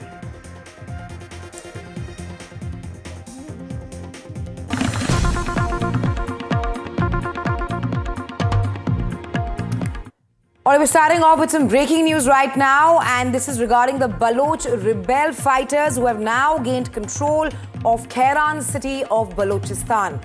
They have taken control of several government offices and police stations, and that's the visuals on your screens of how Kairan city has now become a fighting epicenter, with the Baloch rebels now taking over the city. As we speak, several clashes are ongoing between the security forces and Baloch fighters in different areas of the city. And for more on this, my colleague Aditya Rajkol is now joining me live. Aditya, what more can you add to this that we're breaking at this point of time? Baloch rebels taking over Kairan city. Well, yes, this happened late afternoon in Balochistan, where the Baloch rebels have taken over the Kairan city. This is in Balochistan. And remember, there have been clashes that have been reported earlier as well. But this is serious because this is various important, sensitive city installations that have been taken over by the Baloch rebels. There have been several clashes and attacks by the Baloch rebels, including the BLA, against the Pakistan Army, but against the Pakistani security forces and the Frontier Corps as well. And in this instance, as the visuals suggest, and these are exclusive visuals only on NDTV from Balochistan, where we've accessed multiple videos of the Baloch rebels taking control of police stations, of government buildings, etc., and clashes with the security forces. There are several casualties of the Pakistani forces also that have come to light. But of course, as always, the Pakistan Army, the Frontier Corps, and the Pakistani police are completely silent on the casualties that they have faced. The casualties could go into dozens as well. But the reality is that will it come out officially? Well, your guess is as good as mine. So the clashes have been reported, and earlier as well, 2025 has been deadly for the Pakistani forces because they have faced several casualties across Balochistan. Right, Aditya, talk to us more about the way forward, because like you mentioned, this is not a one-off instance of the rebels taking over that Kairan city in Balochistan. That's right. Continuously we've seen these attacks taking shape. You'd remember that a few months back, early in 2025, we have seen a complete train being hijacked by the Baloch rebels as well. There has been anger among the Baloch people who have been forced to take up the gun against the Pakistani deep state because of the atrocities and the subjugation that they have suffered. So there are two movements in parallel that are underway. One, led by the civil society in Balochistan, who have been protesting. A lot of enforced disappearances have been reported as well. A lot of people have been illegally abducted and arrested. Many people have been killed as well by the Pakistani forces. On the other hand, groups like the BLA, BLF and others who have picked up the gun against the state and from time to time have been attacking the frontal forces of the Pakistan in Balochistan. Right, Aditya, stay with us. We'll come back to you in our next breaking news as well. U.S. Treasury Secretary Scott Bessent has said that the United States now stands firmly behind the Iranian people in their call for freedom and justice. At the direction of President Trump, the Treasury Department is sanctioning key Iranian leaders involved in the brutal crackdown against demonstrators in Iran. The Treasury will use every tool to target those behind the regime's oppression of human rights. And well, Aditya is still here with us. Aditya, talk to us more about how US has only strengthened its action against Iran. The latest coming in is that Scott Bessent has clearly said that there will be sanctions against Iranian authorities there. Well, yes, two statements have been issued by the US. This is new sanctions that have been announced against the Iranian regime. This comes at a time when massive protests are underway in Iran against the Iranian regime, and many casualties into thousands have been reported because of the repression of the Iranian regime as well. So two statements by the US Department of State and the Department of Treasury have been announced. Scott Bessent has clearly said that these sanctions are against those top officials of the Iranian regime who have ordered a crackdown against the civil society in Iran. So one of the sanctions by the US Department of State that has been announced is against the Fardes prison, where atrocities against particularly women have been reported. A lot of women have been arrested. And secondly, Ali Larjani, who is the Secretary of the Security Council in Iran, he's been sanctioned as well. He's seen as that top official in Iran who had ordered a crackdown in the initial stages in December 2025 against the civil society. He's also the person who had given a statement against Trump and Benjamin Netanyahu. So as of now, Trump says that he will not act against the Iranian regime militarily, but definitely diplomatically and otherwise a crackdown by the US in the form of sanctions against the Iranian regime. Right, Aditya, thanks for getting us latest on this. And well, before we move ahead, listen in to what Scott Bessent said, further lamenting US's strong support for the demonstrators of Iran. Take a listen. President Trump stands with the people of Iran and has ordered Treasury to sanction members of the regime. Iran's leaders have brutally responded to peaceful demonstrations with violence, from mass shootings in the street to attacks on wounded victims in hospitals. Today's sanctions target 18 individuals and entities that the regime uses to evade sanctions on Iranian oil and divert proceeds from its energy sales away from the rightful owners, the Iranian people. All right, staying on with the story, while we have been giving you all the details about the Iran-Washington tensions here on the show, in the latest, Iran has issued a chilling threat to the US President Donald Trump. A warning which was aired a warning which was perhaps aired on Iranian state-run TV. In that warning, The Iranians played clips of Trump's 2024 assassination attempt in Pennsylvania and said that this time we will not miss the target. The threat comes in the backdrop of massive demonstrations in Iran and US threatening to intervene militarily. Remember, the demonstrations in Iran is one of the largest that the country has seen since 1979. This is not the first time that Iran has threatened to kill Trump. Remember, in 2021, Iran's supreme leader Ayatollah Ali Khamenei's office back then in 2021 had posted a photo montage of Trump playing golf under the shadow of a warplane alongside a pledge. And that was done in a bid to avenge a deadly 2020 drone strike that he had ordered. The latest coming in is that that's the visuals on your screens right now of the assassination attempt of Trump in Pennsylvania when he was rallying for the US presidential race. And the latest coming in is that Iran has now threatened Trump, saying that this time around, we will not miss the target. All right. Let's tell you more about what's happening between Iran and the United States of America. US has also now moved carrier strike group to West Asia. And this at a time when tensions are simmering between both the countries. The Pentagon is moving a carrier strike group from the South China Sea to the US Central Command's area of responsibility, the CENTCOM, which also includes West Asia. Now, this transfer of the US military assets comes at a time when Iran has issued fresh warnings, the latest being, which I mentioned, the assassination threat to the US President Donald Trump. Well, if America launches strikes on Iran, Tehran has clearly said that it will target all the military targets of US and Israel, which surrounds Iran's neighbors at this point of time. While the officials have not publicly commented on the specific objectives of the redeployment of the USS carrier, this comes against the backdrop of growing unrest in Iran at this point of time. Well, let's now take you through the big questions, the cliffhangers, as the tension only escalates between both the countries. Number one, the million-dollar question, of course, will the United States of America strike Iran? Then, what are Iran's retaliation capability? What options does Iran have if US strikes Tehran? Number three, will the conflict drag the region into a broader war? Will it impact West Asia?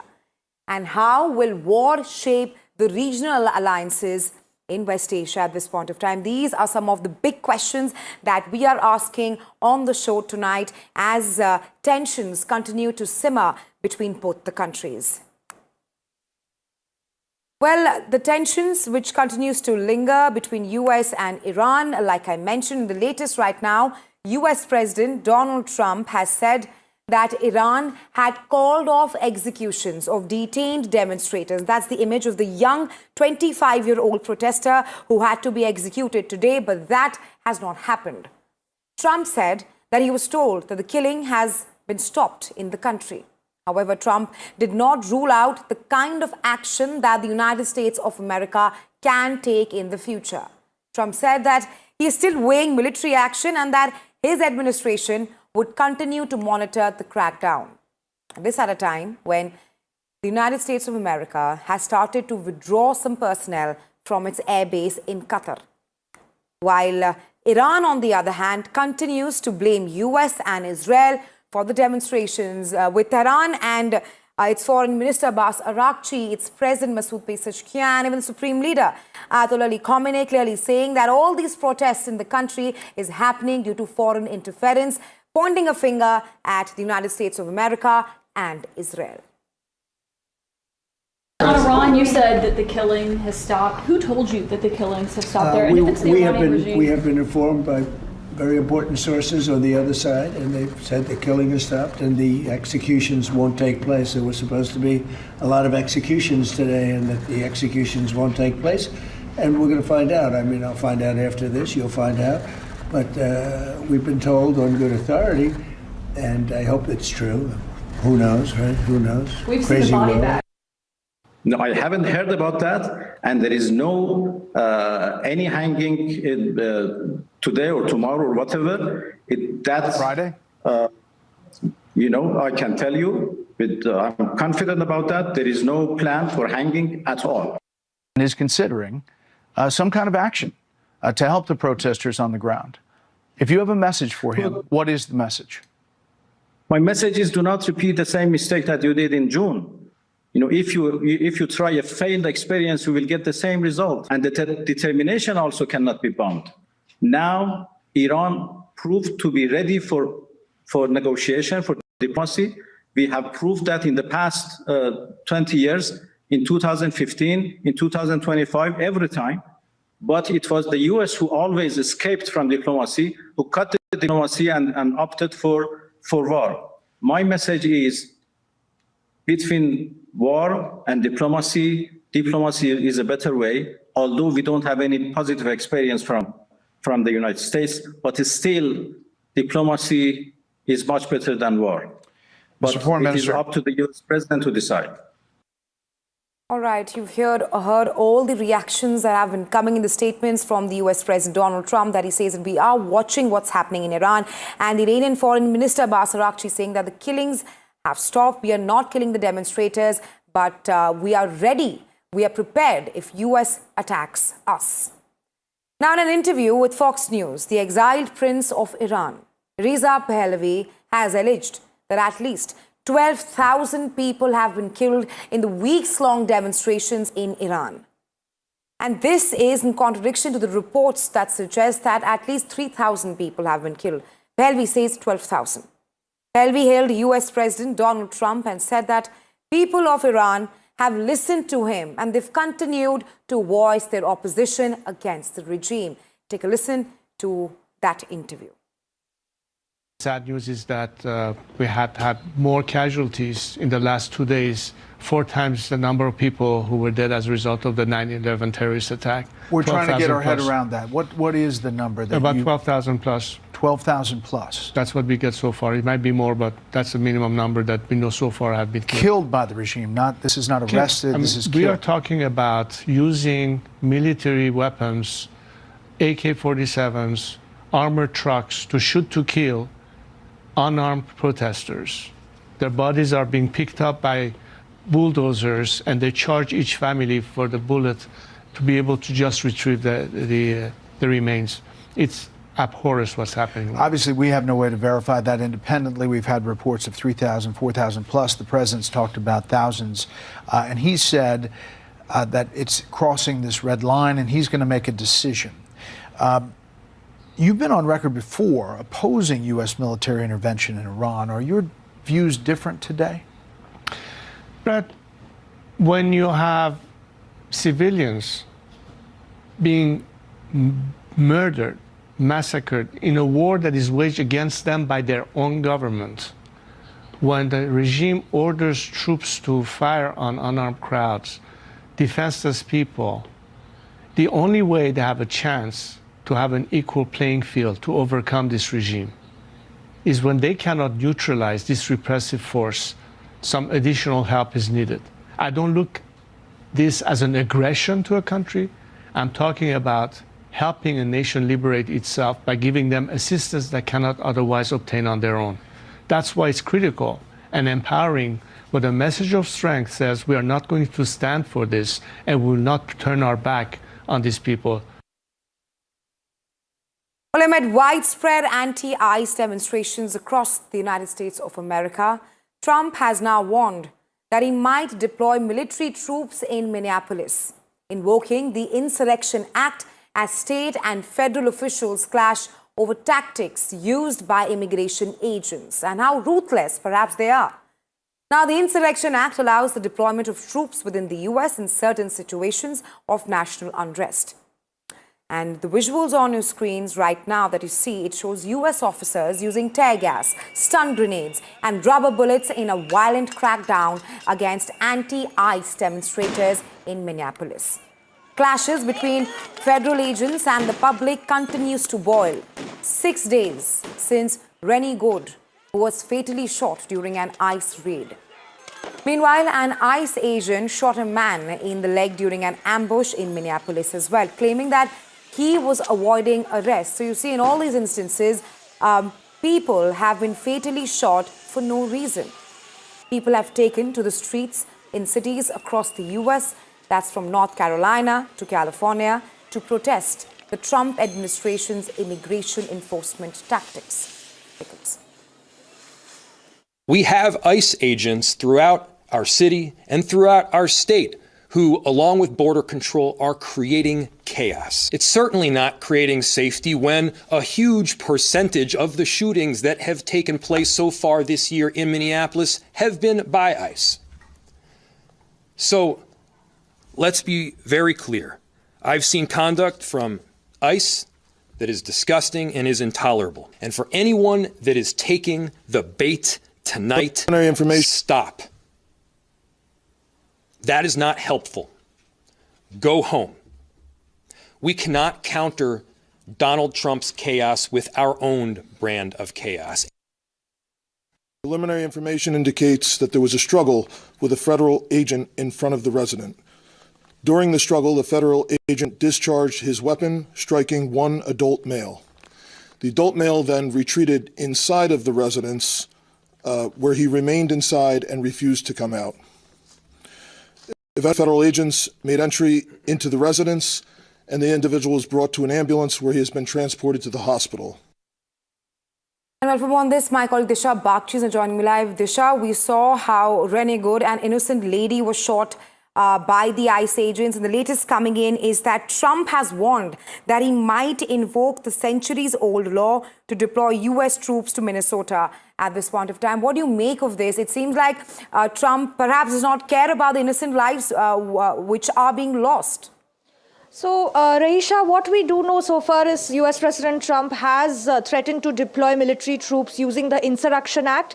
Now, this act, he has repeatedly threatened various states in the US, whoever has been opposing ICE immigration agents from imposing these raids on various states. Now, we saw this earlier in California. Now we're seeing this in Minneapolis. Especially over the past week, there have been massive protests after the fatal shooting of Renegade. And today also another Venezuelan man, now we know, was shot in the leg after what the ICE agents claim was a ambush where he was avoiding arrest and in a defensive move. Again, this is a claim made by ISIS, I beg your pardon, by ICE agents repeatedly, that in a move of self-defense, they've been shooting these people that they're trying to arrest. They call illegal immigrants. Now, what is the Insurrection Act really? It allows the US president essentially to deploy military forces to arrest, conduct searches, essentially take over civilian law enforcement in the US. But these visuals really show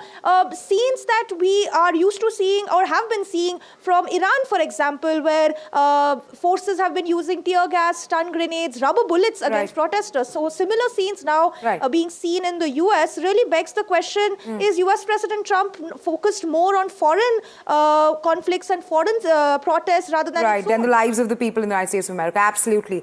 Thanks, Disha, for getting us latest on this. Well, on that note, we slip into a very short break, but come right back. Lots line up for you here on NDTV 27 with my colleague Aditi.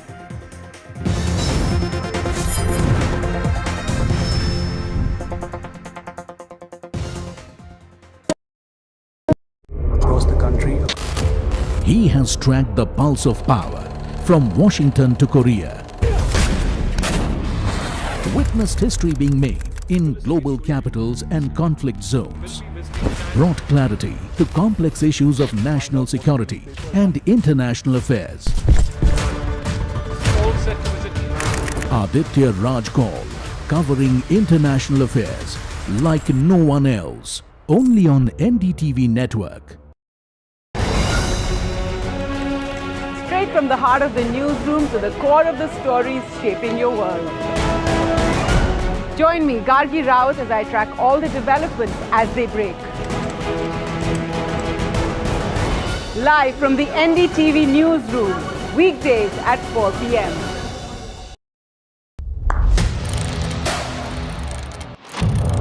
What seems settled for me is unfinished business. So I rewind. I pause. I reflect. I dig. until what's buried stands up to be counted. Breaking ground, not just headlines, the meaning behind them. This is Breaking Ground with me, Vedika Sood. I don't sugarcoat. I shoot straight and tell you stories the way they need to be told.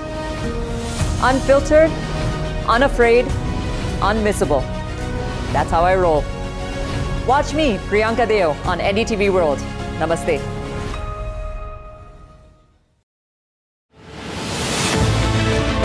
The first Indian news channel at the World Economic Forum at Davos. 21 years at the heart of the world's most influential dialogue.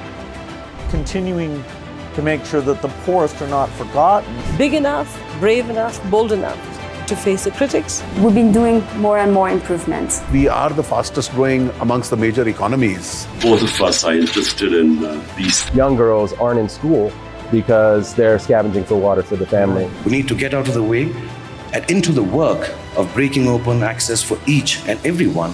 Now, India's most trusted news network returns to the Alps with its most formidable editorial voices. NDTV Ignite at Davos.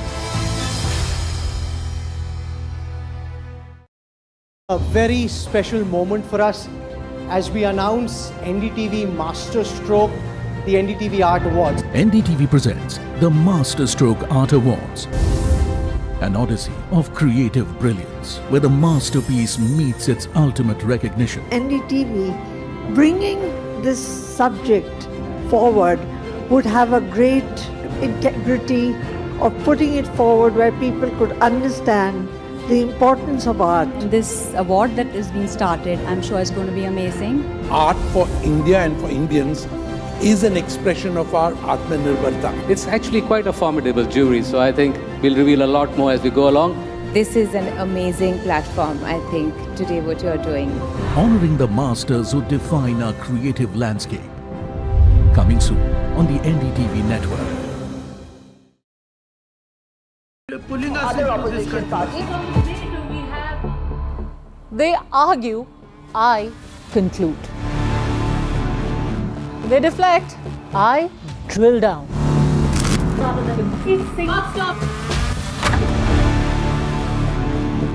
This isn't a free-for-all. It's a reckoning. No filler, no fog. Only the facts and where they lead. Every night at 9, the case closes because the buck stops here.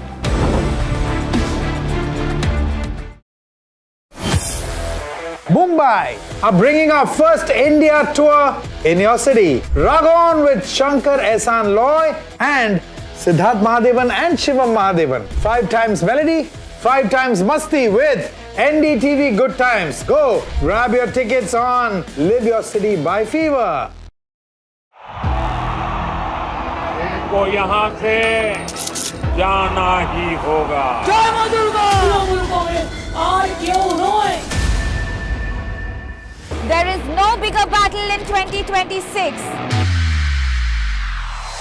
And nobody has reported Bengal like I have. Buckle up for an unforgettable election thriller. Will the BJP breach Mamta's fortress? BMC जावे, BJP आसपे. Can Didi fight off her life's biggest challenge? BJP double engine সরকার এই লড়াই বাঁচতে হবে. Battleground Bengal with Manogya Loiwal.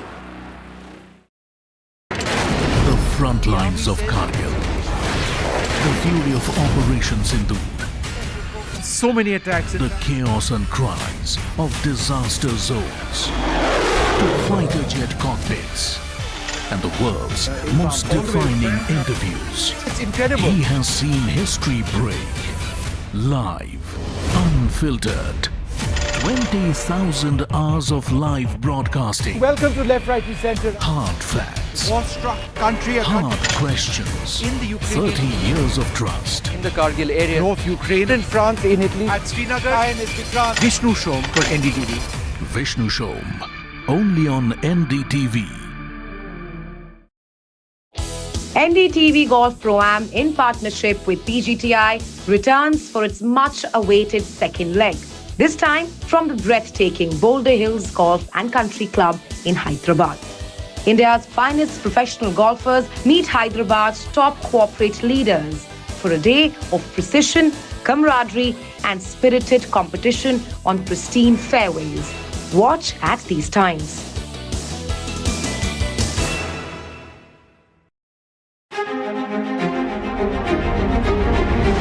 Every winter, the World Economic Forum at Davos becomes the world's thinking room, where power, policy and purpose converge, where the future is examined and reimagined.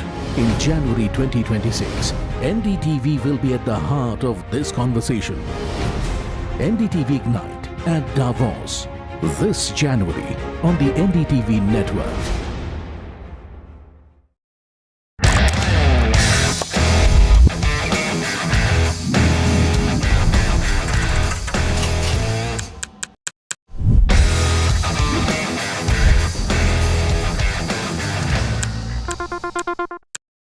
"21 days in Kashmir. People have bombarded me, friends, with requests for an unfiltered list of things I saw and observed on the ground. Very special ground report from the line of control. There were some children who've lost limbs in the shelling.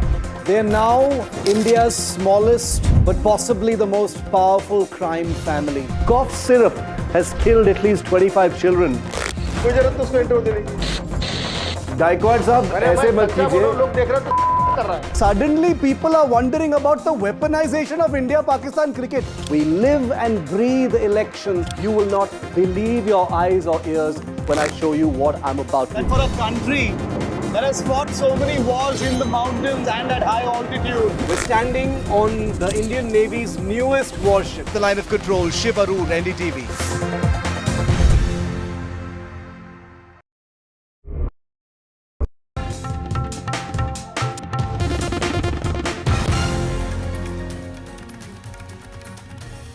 Hello and welcome. You're watching NDTV. I'm Aditi Bhardwaj and let's take a look at the top stories that we are tracking here at this hour.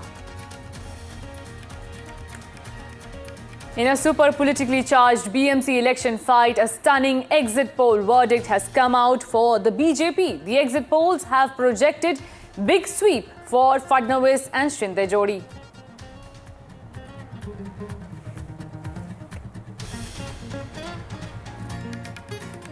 Controversy breaks out as Mumbai votes for its civic body. Uddhav Thackeray alleges voters' names being removed from the list and ink being wiped off. Maharashtra Chief Minister counters, says opposition creating a ruckus on every issue.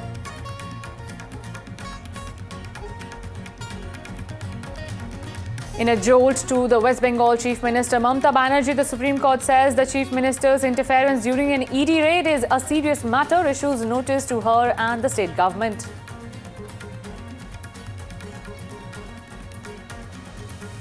The Sanjay Kapoor case has escalated with the Samira and Kian Kapoor, the children of Karisma Kapoor, seeking criminal action against their father's second wife, Priya Kapoor, accusing her of forgery and fakery.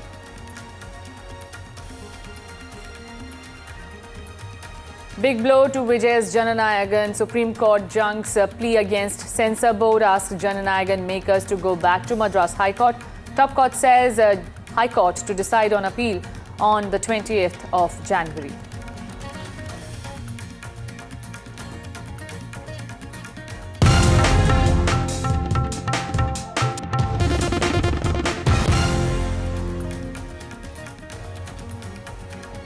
In a super politically charged BMC election fight, a stunning exit poll verdict has come in for the BJP. The exit polls have projected big sweep for Fadnavis and the Shinde Jodi. Access My India has given BJP and Shinde Sena 131 to 151, while UBT and MNS have to settle with just 58 to 68 votes. The exit poll done by JVC has revealed that BJP is expected to win massively with 138 seats, while the UP-MNS alliance is expected to get 59 seats. However, apart from numbers, the day witnessed major controversies. Congress, MNS and UBT fired voter fraud allegations. The opposition claimed bogus voting in Pune and other areas, distribution of cash in some areas and malfunctioning of the EVMs. A dispute broke out between BJP and UBT groups over allegations of money distribution, while an EVM was damaged in a fight between two groups in Dhule. But major drama unfolded over the ink that was put on voters' hand. The MNS and other parties claimed that the ink used to mark voters' fingers could be wiped off using acetone. Congress, in fact, showcased how it could be done. The visual on your right-hand side can see has been put up by the Congress, in which you can see that the ink can be wiped off using a sanitizer. But the EC has rejected all these claims, saying that even if the ink is wiped off, you cannot re-vote. Listen in to the reactions coming in.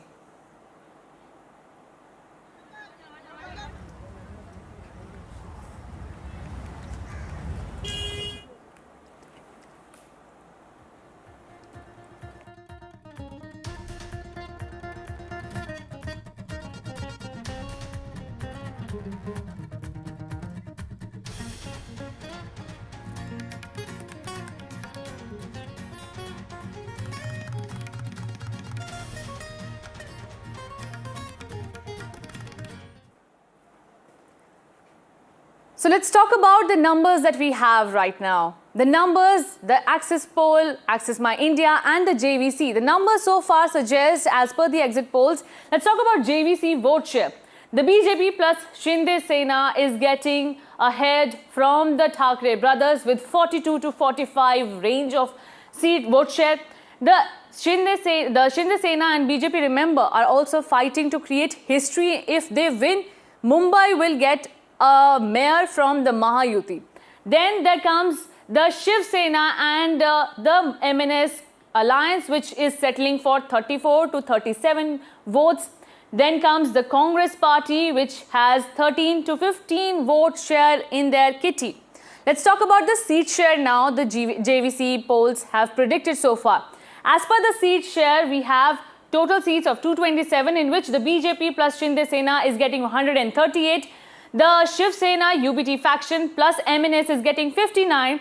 Congress plus is getting 23, with others getting 7. This also predicts, and the big takeaway that is coming in is that the Shinde Sena plus the BJP is creating what some say history in alliance. With NCP not being in its fold, it hasn't harmed, and if these numbers are to be taken on the face value, then it will be a good news for BJP tomorrow. But remember, the results will come in tomorrow. But the BMC polls have sparked a fresh political face-off in Maharashtra, where opposition has cried foul. Shiv Sena UBT chief Uddhav Thackeray alleges voters' names are being removed from electoral rolls and claims indelible ink is getting wiped off using sanitizer.